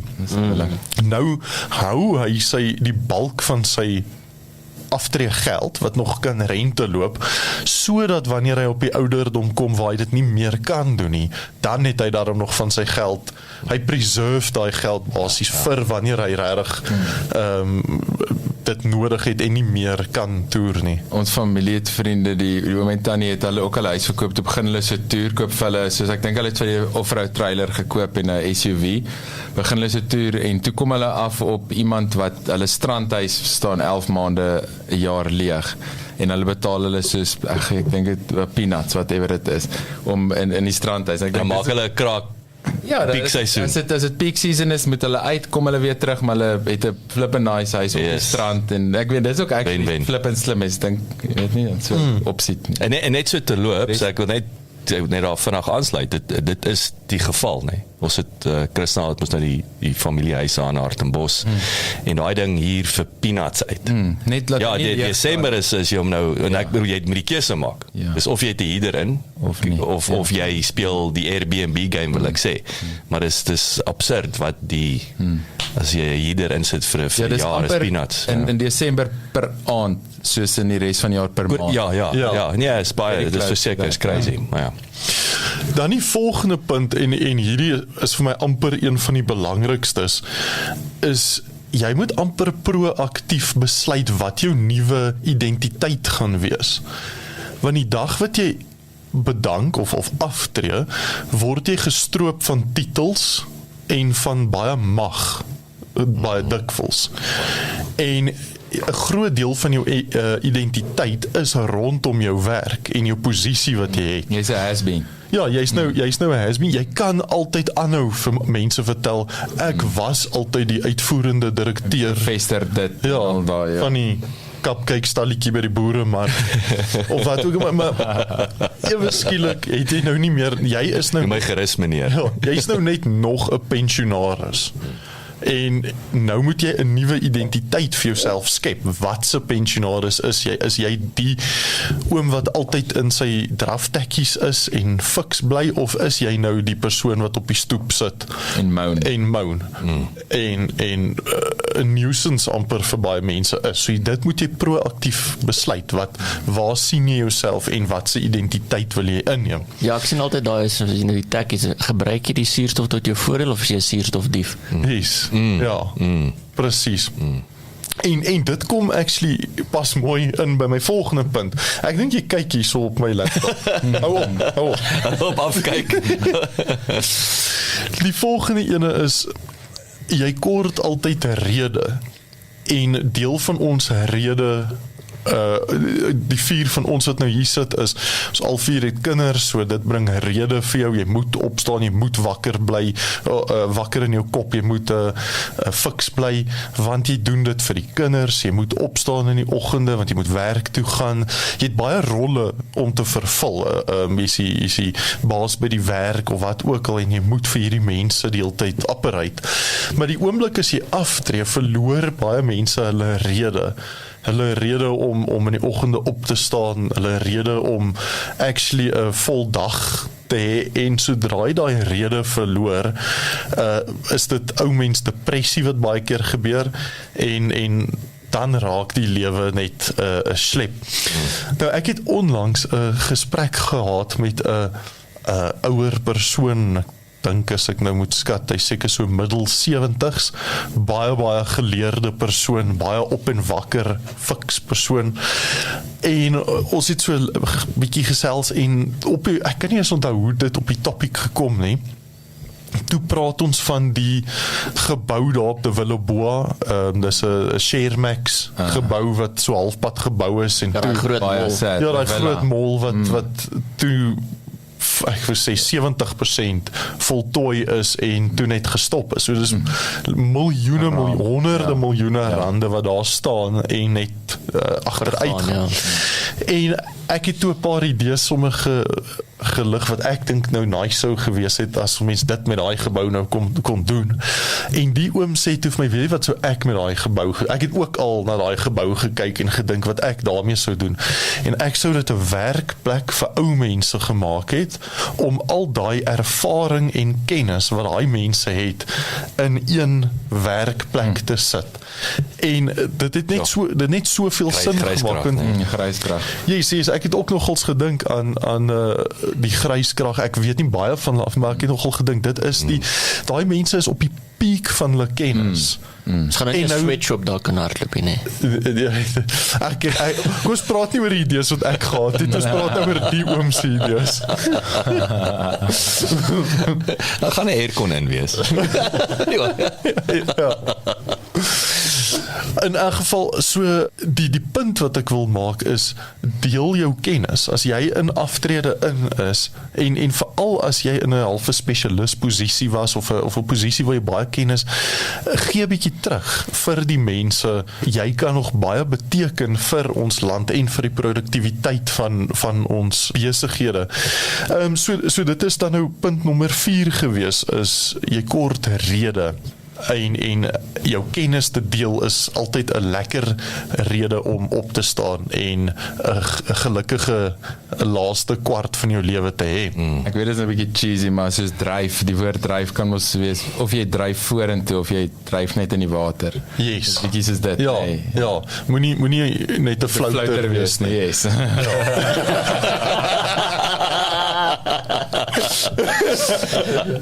Ja. En ek voel as jy aanhou deel, dan sal jy nie 'n floutertjie wees nie, dan sal jy nog 'n solid 3 kilogram kan dra. Dan my 5de punt van die 7 punte is om nog steeds doelwitte te hê. In ons samelewing word jy van, ek wou nou sê jou hele werkslewe, maar eintlik jou hele lewe tot en met aftrede toe, het jy die hele tyd doelwitte. Wanneer jy op skool is daar doelwitte vir die punte wat jy wil hê, die sportspan waarin jy wil speel. Daar's altyd doelwitte. As jy klaar is met skool, as jy die sakewêreld ingaan, daar's altyd doelwitte. En ons hele lewe word gedryf deur hierdie doelwitte. En die slegste ding wat jy kan doen is, as jy die dag besluit om af te tree, is om nie meer doelwitte te hê nie. Ja, ek dink dat dadelik in daai derde oomie sy doelwit is om vroeg op te staan. Ja, om sy wekker te stel. Hy het 'n sales incentive. Dis nou as jy 'n doelwit het en jy moet ons nou daai feedback loop hê van weet daar's nou achievement. Hy gaan dit dadelik weet daar's 'n onmiddellike wen. Ja. So was.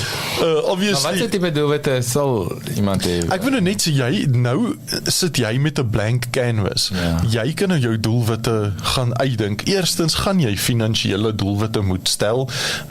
As ek hierdie jaar ek soveelheid geld kan spaar, dan kan ek volgende jaar vir die kinders, want dis nou die nuwe ding, is die kinders is meeste van die tyd nie meer in die land nie, dan kan ek volgende jaar Kanada toe gaan om vir die kinders te gaan kuier. My doelwit vir die volgende jaar is om al 9 provinsies te gaan besoek, of 10 nuwe klein dorpies wat ek nog nooit in was nie te gaan besoek. Dit kan klein doelwitte wees. As jy betrokke is by 'n organisasie, kan jou doelwitte in daai organisasie wees. Of Ek wil net daarby aansluit. Jy praat nou van daai, ek het 'n praktiese voorbeeld in dat ek my neef verlede jaar gesels is my oom Jan wat oorlede is. En een van die foute wat hy gemaak, so hy het vroeg al gaan aftree. Hy's 'n suksesvolle entrepreneur en hy's vroeg in 90 al Hartenbos toe. En hy het begin paniekie raak, dink ek 20 jaar later, want hy het gedink sy geld gaan uithardloop. Jy weet, want ek dink hy's op 86 oorlede. Maar Jan sê wat hy nie gedoen het nie, hy het nooit gegaan en met adviseur gepraat wat net die geld 'n bietjie kon rondskuif en hy kon beter, so maklik soos dit. Net die geld skuif, beter rentekoerse, stretch hy geld bietjie met 'n extra 15 jaar. Hy sê dit, en dis wat na die tyd sy pa dood is, hy sê yes, hy het geraak gekom, hy dink hy het gestres geraak. En toe hy nou die ding sien en hy sien die geld en hy sê en daar sy ma, sy leef soos 'n koning, toe hy die geld uit 'n bietjie rondskuif en sy het nie die geld uitoorleef nie. Jy weet, maar omdat jy nou nie met die experts gaan praat. Ek het 'n soortgelyke storie onlangs gehoor en dit was by 'n baie goeie adviseur wat ek en Maree baie goed ken. En hy het die storie ook vertel van 'n ou oom en die tannie wat ook bang was om uit geld uit te hardloop en die oom het 'n paar goedes van die tannie nie regtig, sy het niks nie, so as hy doodgaan dan moet hy seker maak dat sy kan leef en hy was ook in daai paniek gewees. En toe het hy nou hierdie spesifieke adviseur gaan sien en net oordat hulle alles bespreek het, alles in plek gesit het, geanalyseer het tot in die diepste vlak in verskillende scenario's en presies, ja, klop scenario's afgespeel en in elke liewe scenario het hy survive met sy geld. En toe, imagine die verligting wat hy nou het om te sien, herder, maar nou kan ons actually bietjie gaan toer. Ek dink dis wat hulle toe nou gedoen het. Ja, toe kon hulle op vakansie. Dis soos daai Shoprite advertensie waar jy by die til kom en jy kan terughardloop vir die toy. Ja, want die nou 'n bietjie meer geld of dit was goedkoper as wat ek gedink het. In elk geval so dit is dan nou my 5de punt gewees is om doelwitte te stel nog steeds. Mag ek tog net daar aanvul, ek wil net aanmoedig, ek dink dit is 'n baie goeie plek in jou lewe om juis ook bietjie anders oor doelwitte te dink. Ek dink mense is materialisties gedryf tot op daai punt, want jy wil hierdie ek is okay, ons is okay gevoel hê.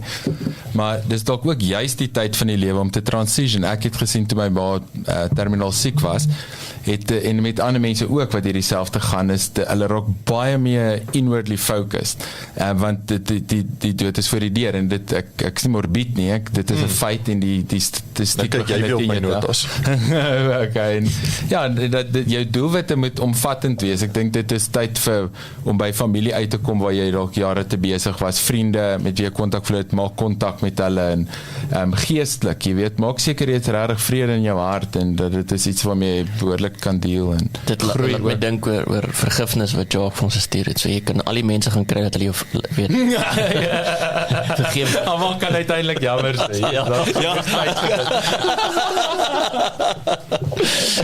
ek wil alles vergeef, ja, sê vir my jammer sê vir my jammer, ek wil jou vergeef, sê vir my jammer. Dit bring ons dan op die tweede laaste, die 6de en tweede laaste punt, is om jy moet bietjie devil's advocate op jou eie lewe speel en jy moet bietjie 'n worst case scenario prentjie gaan skets en dan moet jy vrede maak met daai worst case scenario. My pa gebruik hierdie sê ding baie en hy sê hulle is besig om in ons woud te kap. So die mense, jy gaan meeste van die familiesamekomste wat jy gaan hê in aftrede gaan op 'n begrafnis wees. So maak vrede met daai goedes. Dit is deel van jou realiteit. Dit gaan meer gebeur. Jy kan of daaroor gaan huil en morbid wees, of jy kan sê dis hoe die lewe werk, dis hoe hy ontwerp is om te werk. Kom ons gebruik elke geleentheid ten minste om ons familie te sien en die lekker broodjies te geniet. En iemand se lewe te celebrate wat saam met ons hierso was vir die journey. So met sy dood kry jy 'n broodjie. Yes. Met sy dood kry jy brood. En dit is die lekkerste eiertjies wat ek al ooit geëet het, is daai halwe eiertjies met die mayonaise binnekant, nee. En jy kry daai sit net op 'n begraf. Jy weet maar jy sit nou so praat van ek nou juist nou nie morbid my pa en my ma se begrafnis, so is daar in Parys begrawe. En ek sit nou toe jy nou praat daarvan van begrafnis en ek sit terugdink en die lekkerste ding was om my familie na die tyd te sien in die kos. Ja, dit is hierdie lekker, wel, maar is daar ook 'n nou lekker hartseer gedagte. Besigheidsgeleentheid vir enige begrafnisondernemer, weet dit troue is 'n goed so lekker jy geker, lekker jy geëet, jy onthou dit. So die begrafenis moet ook eintlik wees, hoe lekker is gekeer, lekker geëet. So maak seker die catering is lekker. Ja. En ek dink vir daai oomblik wat dit so lekker maak met die familie is almal is half in tune op daai stadium. Almal is daar vir dieselfde rede. Daar's nie verskille. Almal 'n bietjie perspektief. Ja, nee, so 'n bietjie vroomlik is almal terug na realiteit toe. Almal gee oor almal om op Ja, daai stadium. Dit is dit bring mense bymekaar. En dit is hoe mense dit moet sien as jy in aftrede is. Dit bring mense bymekaar. Dit gaan gebeur met mense naby aan jou gebeur. Jy moet daai worst case goedjies na gaan kyk, vrede daarmee maak. 'n Ander voorbeeld is natuurlik, jy kan in die middel van jou aftrede, kan jy jou aftrede tot op die sent beplan het, en daar kom 'n COVID scenario en die mark val en jou geldjies word heel wat minder. Ja, vir die inflasie wat ons sien. Ja, sulke goeders kan gebeur. Jy moet besluit, hoe gaan ek so setback hanteer? Hopelik is jou geld belê in aftrede op 'n plek waar suits dit nie te veel sal affekteer nie, maar maak vrede met daai worst case scenario en gaan aan. So, dan het ek besluit die 7de en die laaste punt vir die mindset reg kry, en hierdie is die heel belangrikste een, en ek het hom doelbewus heel laaste gesit, is hê 'n positiewe mindset. Hê 'n positiewe uitkyk op die lewe, anders gaan daai 'n lang aftrede wees. Ek dink, party mense wat so negatief is, wanneer hulle klaar afgetree is, hulle word gestraf, hulle word baie oud. Jy wil mos negatief wees, nou gaan jy vir jare negatief wees. So mens kry, as jy kyk na afgetree mense, jy kry twee verskillendes. Jy kry daai wat net, hulle bly worth it. Hulle is elke oggend vroeg op, hulle is positief, hulle help ander mense, en jy kry daai wat op die stoep sit en oor hulle stoelgang moan. So dit is die tipe. En dan het ek 'n quote waarmee ek wil afsluit, en dis 'n quote deur iemand wat al reeds stok oud geword het in jare, maar nog jonk is in gees, Clint Eastwood. En hulle het een keer vir Clint Eastwood gevra, hoe bly jy so jonk? Hoekom verouder jy nie? En toe het hy gesê, I don't let the old man in. So hy weier dat ouderdom hom plat trek. Hy weier dat hy ou man inkom en 'n impak op sy lewe het. In sy kop, sy identiteit is om 'n jong mens te wees en om nog die energievlakke te hê. En dit is my 7 punte. Waaraan mens van nou af kan begin te dink, maar veral wanneer mens aftrede begin te approach. Baie nice, dankie Ernie. Dankie Poes. Is poeties. Dan vandag 'n breek vat, dan ons gas hierso in die ateljee, Ferry Hartzenberg, gaan ons terug na daai lekker werksdinge. Ons nou terug. Ek het vir jou goeie nuus. Ons sal teen vanaand 6uur vandag se regstreekse program 4 episodes beskikbaar hê sodat jy kan luister wanneer dit jou pas. Die eerste episode sal natuurlik die program as 'n geheel wees. Tweede episode gefokus op digitale bemarking en tegnologie. Derde episode op regsaspekte. Vierde episode op finansies. En onthou, besoek asseblief ons webwerf by www.klipkous.com. Teken asseblief in sodat ons jou op hoogte kan hou. En baie belangrik, gaan luister na ons vorige potgoeie en toekomstige potgoeie op Spotify, Apple Podcasts en natuurlik op YouTube. En baie belangrik, as jy hou van wat jy hoor, los asseblief 'n resensie, sodat lekker mense soos jy ook te hore kom en uitvind van Klipkouers Son.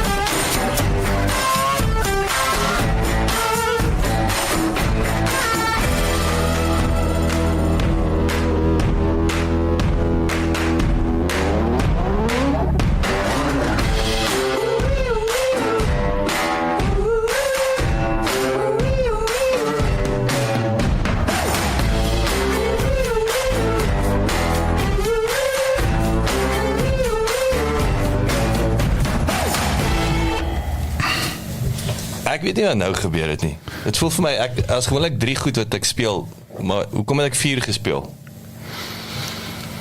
Duidelik kort ek korte producer. Dis nie so sexy soos daai wat die radiostasies dan praat jy met die ou daar agter. Ja, nou jy nou daar agter gedoen nie. Anyway, so Jacques, ek weet nie wat ek gedoen het. Maar anyway, Ferry Hartzenberg, welkom in die ateljee. Lekker om jou hier so te hê. Goeiemôre Jacques, baie dankie dat ek hier kan wees vanoggend. Wat het jy gedoen met jou jy weet Gerry Coetzee sien ek is gister gehoor hy is oorlede en laat hom ons wat die bionic hand of iets, jy lyk of jy 'n bionic arm het, wat het jy gedoen? Dis nie 'n indrukwekkende storie nie, ek het in die badkamer geval. Ons het nou net oor aftrede gepraat, nee. Sy man, dit lyk nie lekker nie. Nee, ek het my gewrig gebreek, so. Nee, is nie vir sissies nie. Maar die Ferry, maar ons het vinnig gesels, dan ons 'n bietjie voorbrand gemaak oor die hele ding wat ouens nou by die huis gewerk het. En nou is daar 'n paar manne wat sê nee, jy moet nou terugkom werk toe. So ek dink ons het gepraat vir daar's pros cons, maar jy weet en dan natuurlik 'n paar, ek wil sê goedjies wat ouens wat maar altyd ook sal sê, jy weet ouens weet nie. Jy weet hulle weet nie hulle is besig om ons aan te jag. Het sy weerskante of werkgewer se kant of net die werknemer. Maar anyway, ek hoor na jou. Vertel ons 'n bietjie wat is die stand van sake? Ek wil sê wat is die pros en die cons en waarvoor moet die ouens versigtig wees? Die fancy Afrikaanse woord daar's vir van die huiswerk is afstandswerk. Nou, daar is uiteraard baie voordele en nadele ook. Die uitdaging om van die huis af te werk is hoe om die produktiwiteit te meet. En vir 'n werkgewer gaan dit die uitdaging wees om te kyk na die uitsette en die kwaliteit, eerder as om te kyk vir die hoeveelheid werk wat die individu gelewer het. Snaaks nog is presies wat jy mee begin het, Dewald, wat jy genoem het van, kom ons moenie obses raak met waar die persoon is nie, raak obses met hoe meet jy produktiwiteit? Dit gaan ook, daar's ook 'n skuif van kantoorkultuur, want in die verlede was daar 'n cohesive verhouding en nou skielik werk elke Pietie en Kosie van die huis af. So daar's nie meer hierdie spankultuur nie en vir 'n persoon wat daarvan hou om op sy eie te werk is dit lekker, maar om daai spankultuur te kry is dit moeilik. So die werkgewer gaan 'n bietjie ekstra effort moet insit om te kyk hoe gaan ons 'n plan maak om te kyk dat ons bietjie hoe mense te mentor en te kyk hoe kan ons daai spanbou bietjie beter te kan uitbrei om die kultuur in die maatskappy dieselfde te kry as wat dit was in die verlede. Wie dryf daai funksie? Ek bedoel mense wil nou sê dis jou menslike hulpbron bestuur, maar ek bedoel as 'n rede hoekom hulle human resources, human remains noem in die maatskappye. Weet waar is daai best practice? Is dit begin dit of is dit jou direksie, jou spanbestuurders en so? Uiteraard gaan dit begin by die menslike hulpbron bestuurder of departement, maar die uitdaging gaan wees wat is daar nie menslike hulpbron departement is nie. Dan gaan dit uiteraard op die bestuur se skouers val. En baie keer is bestuur nie opgewasse om daai tipe verantwoordelikheid te aanvaar nie. En ongelukkig val die hele funksie dan plat. En dan raak dit 'n tamaletjie om dit baie sagkens te stel. Alright, so en waar, ek bedoel, is dit nou so eenvoudig soos ons gaan Google en gaan kyk YouTube, wat gebeur in Suid-Afrika waar ouens hulle self 'n bietjie kan, ek wil sê slimmer maak van, jy weet, hoe om tips en triks? Hoe hulle self slimmer te maak, ons as maatskappy kan bied funksies aan om werkers sterk te maak. Om hulle self voor te berei en te help en hulle hand vas te hou. Hoe om prosedures op te stel en addisionele funksies te kan bied om werkers te help om hierdie funksie te bowe te kan kom. So wat is die gevaarlike dinge wat ek is nou baie nuuskierig nie. Wat is die touchy ding wat jy praat oor wat die ouens moet pas op voor? Dit is interessant want in terme van ons wetgewing in Suid-Afrika, ons het seker een van die mees liberaalste wetgewings in die wêreld. Maar die wet op basiese diensvoorwaardes dek jou nie as jy van die huis af werk nie. En So ekskuus dat ek wil nou definieer daai ek wil sê daai diensvoorwaardes vir die ouens wat nou nie wat beteken dit? So as jy werk in 'n werkskultuur, in 'n werksomgewing, is daar sekere wette wat jou dek. Onder andere die wet op basiese diensvoorwaardes en die wet op wet op arbeidsverhoudinge. Maar as jy nou van die huis af werk, dan byvoorbeeld dan dek die wet op basiese diensvoorwaardes jou nie. Maar wat is dit? Wat is die Dis wet daai op? poster wat jy altyd in die muur moet hê. Korrek. Injury on duty seker. Maar wat ja. Nee, ek wil sê, soos jy in die bad val, word jy nie gedek nie. Onder andere. So, en as ek die ons dierbare minister van arbeid dophou, dan lyk vir my nie daar is enige beplanning om die wetgewing te verander nie. So ek is verbaas om te sien dat daar nog nie enige planne is dat hulle die wetgewing gaan verander om voorsiening te maak en hierdie geleentheid te absorbeer, om te sê, maar kom ons gryp die geleentheid aan om hierdie geleentheid om van die huis af te werk te absorbeer nie. Gaan dit oor die definisie van workplace? Of waar kom daai split in? Ja, dis 100% korrek, want 'n workplace op die stadium dek net 'n werksplek en nie die werksplek per se van nie 'n virtuele. Ja.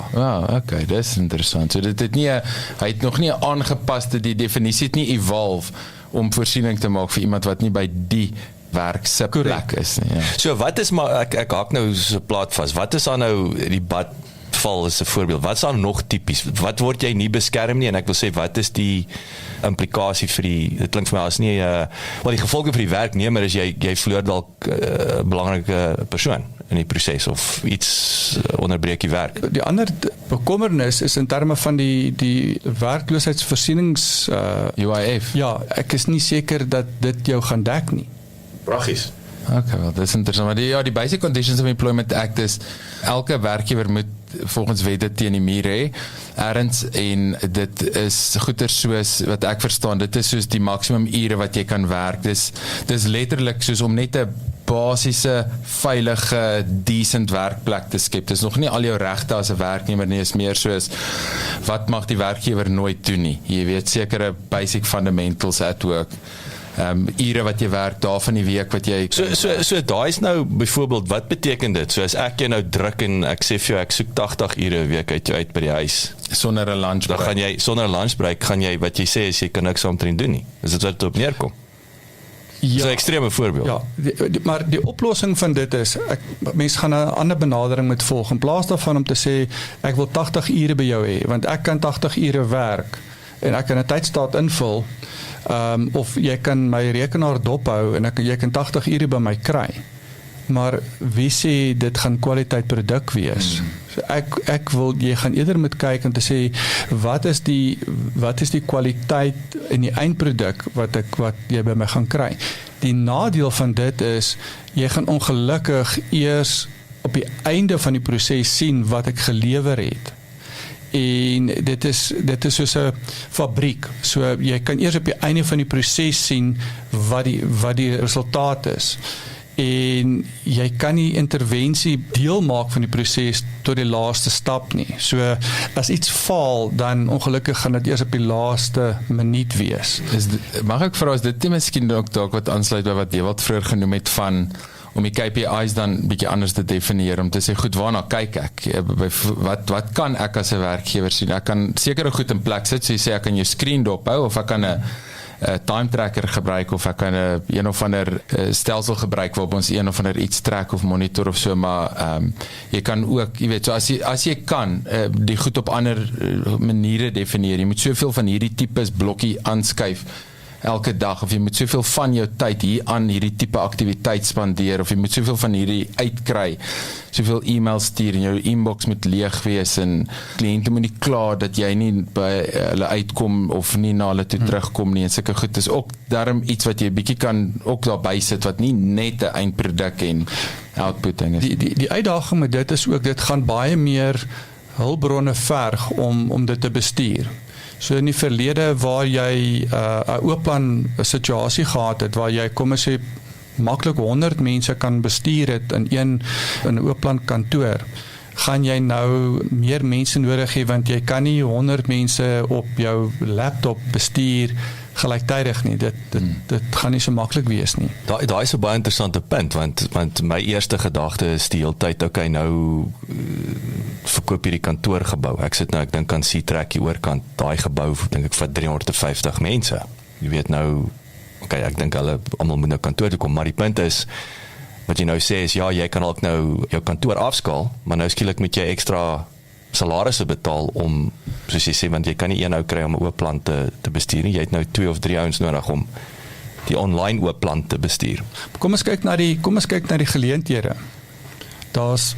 Dit laat die geleentheid oop vir baie, want geen maatskappy is dieselfde as die volgende ene nie. En geen maatskappy is daar dieselfde voetdruk, template, wat by die volgende maatskappy kan gebruik word nie. So daar's geleenthede vir maatskappye om sagte ware te ontwikkel, om te sê, maar hierdie sagte ware kan ek vir jou gebruik om jou maatskappy se mense te evalueer en byvoorbeeld KPI's te ontwikkel. So dit is dit dink jy dis waarna toe ons beweeg, of seker reeds? Deel, wat het jy nou met die tegnologie kant? Is dit die tipe ding wat evolve? Want ons het nou juist nou gepraat oor die whiteboard. Ja, ek dink die tegnologie is klaar daar, weet ek kan nog verder as KPI's gaan, ek dink aan OKR's, wat al 'n evolusie van KPI's is. So die tegnologie bestaan. Ek wil sê is meer van 'n prosedure met jou bestuur en 'n mindset change, sê maar hoe sit ons daai measurements in plek en hoe kom jy by daai measurement en laat hy sin maak from top to bottom, dat hy inpas by die groter strategie. 'n ander uitdaging is ook nou veral met groter maatskappye is die werk privaat balans. Want nou werk jy van die huis af en daai kantoor privaat balans word nou grys. So werkgewers gaan moet extra hulpbronne daarstel om vir werknemers te help, en dit sluit in dalk mentors en dalk sielkundige counselors, as ek die woord kan gebruik. So coaches, ja, om hulle te kan help, om sekere situasies te kan bowe te kom wat hulle nie in die verlede gehad het nie. So daar sien ek ook 'n geleentheid. Maar hierdie klink vir my, as ek nou die storie so luister, is ek wil jy dan so gou as moontlik in kantoor hê. En want dit klink vir my baie meer kompleks as jy dit reg doen om ouens van die huis te laat afwerk. En nommer 2 is, jy as werknemer se incentive is jy is nie gecover nie. Nee? Wel, so wat, het voel vir my daar so hierdie, is nie vir my so clear cut, wil ek amper sê, ek het die hele tyd in my kop, omdat ek nog altyd jy weet, remote of field based, so dit is vir my normaal om so te werk, en daar is natuurlik meriete, en ons het gesê, party persoonlikhede verkies dit, ander nie, maar dit is vir my, hierdie lyk nie vir my na wen-wen, rarig vir beide partye, as ek dit so luister nie. Tog, daar is voordele. As ons mooi gaan kyk, as ons kyk na die situasie in ons land huidiglik, en as ons net praktiese goed in gedagte hou, soos die slaggat in ons paaie, die tyd wat ons op die pad spandeer, om te ry van jou huis af na die werk toe. As daai redreis komponent. Ja, so kom ons veronderstel nou maar dat ons stel vir Pietie aan op 'n 8 uur dag. Ons verwag 'n 8 uur dag uit hom uit. Niks keer om van 6 uur te begin werk tot 4 uur nie. So hy hoef nie tradisioneel 8 uur te begin, soos wat hy in die verlede by die kantoor gewerk het nie. Hy kan 6 uur begin, want hy hoef ons nou nie kantoor toe te pendel nie. So daar's die voordeel. En nou het jy, en hy's 'n varser PT, want hy het nie road rage en stress en al die dinge waarmee, en hy het extra tyd om met die familie te sit, en dit is wat hy op die M1 spandeer het. En ons het nog nie gesels oor die 4-dag werkweek, wat ook om die draai is nie. Maar kom ons, as jy nou, ek wil jou nou nie in rede val en sê spring nie, maar kom ons praat ook, het voel, is ons nie reeds op 'n 4-dag werkweek in Afrika nie? Alhoewel, ek dink die Kaap is op 'n 3-dag werkweek. Dit is daar's baie maatskappye, ek het nog nie regtig veel ervaring op dit om veel terugvoer te kan gee of dit wel voordelig is nie. Daar's vir my nog te veel praktiese probleme wat dit werklik nie doenbaar maak nie, om te sê dat dit 'n praktiese werklikheid kan word. Ek dink die ironie is ons praat nou weer, ons het deel jy het begin en verder jy het ook begin met die hele ding van meetbaarheid, KPIs. Wat by the way, wat het jy gesê OKR. Wat se OKR? Objectives and key results. Are you okay? OKR. Wat? IR's. Wat sê jy sê? Objectives and key results. Okay, so is the outcome. Ja, en mense gewoonlik soos per quarter en wees duidelik wat probeer ons regkry, wat en gaan wat ons sien het gebeur om te wys ons is op pad soontoe. Yes. So hierdie is vir my, as ons nou praat van meetbaarheid en jy het nou 'n baie belangrike punt opgebring in terme van pendeltyd. So die feit dat 'n ou nie 2 of 4 ure, kom sê gemiddeld 3 ure in die verkeer vassit nie, maal 5, dis 15. So as ek jou van die huis laat afwerk, spaar ek jou 2 dae se pendeltyd. Jy hoor wat ek sê, so nou die feit dat ek wil amper vir jou sê, jou grootste byvoordeel is, nou wil jy nog 4 dae werk, jy's technically het ek jou 2 dae wat jy spaar, nee. So dis seker goed wat nie vir my duidelik ook gemeet word nie, dis net maklik om 'n werksdag af te trek, maar jy gaan meet nie wat is daai positiewe implikasie van om nie te pendel byvoorbeeld.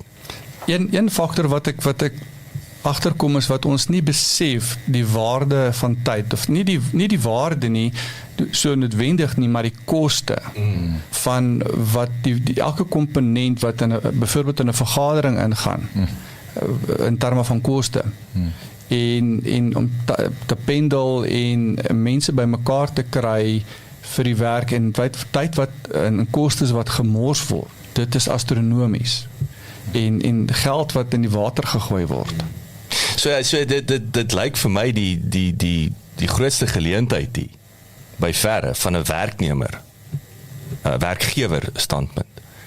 En die grootste probleem is die feit dat ons is nie duidelike outcome driven, maar dis weer die tegnologie waarmee gepaard gaan. Met ander woorde weet jy wat die koste van daai death by meeting, weet jy wat die koste van pendel, by the way, weet jy wat jou werknemer se koste om op en af te ry, never mind die kwalitatiewe, daar's 'n kwantitatief kwalitatief, nou kan ek nie aandete saam met my, wel dit is 'n interessante ding toe ons teruggekom het in Suid-Afrika en Gauteng, wat ek gesê het nou, maar ek verstaan nie die ratreis nie, maar nou is ek entrepreneur en ek werk van die huis af, nou verstaan ek nie wat die storie, nou sê dit een vir my verduidelik, maar man, as ek 3 ure 'n dag mors op die pad, al dag wat ek nou het, is Saterdag of Sondag om te gaan shop, of om, jy weet, letterlik huiswerk te doen, en ook nie eers rus nie, want dis altyd wat jy het, en dit het my nogal getref, okay, nou verstaan ek wat jy bedoel, dit maak inbraak op, of jy kan nie as 'n familie aansit elke aand nie, jy kan nie by die rugbywedstryd wees,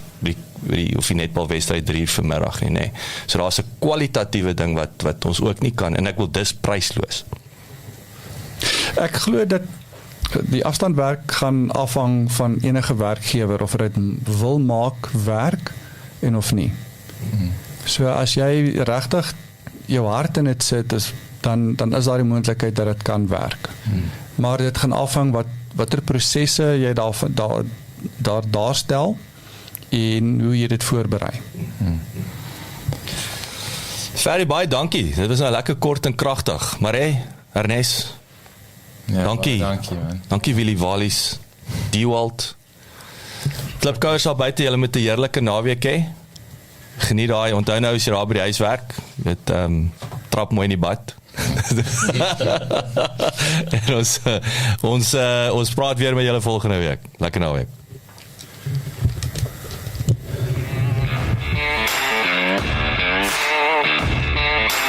Dankie dat jy geluister het. Besoek asseblief ons webwerf by www.klipkouers.com. Teken sommer in sodat ons jou op hoogte kan hou. Baie belangrik, gaan luister na ons ander potgooi reeks en episodes op Spotify, Apple Podcasts of YouTube. Baie belangrik, as jy hou van wat jy hoor, los asseblief 'n resensie sodat ander lekker mense soos jy van ons episodes te hore kan kom.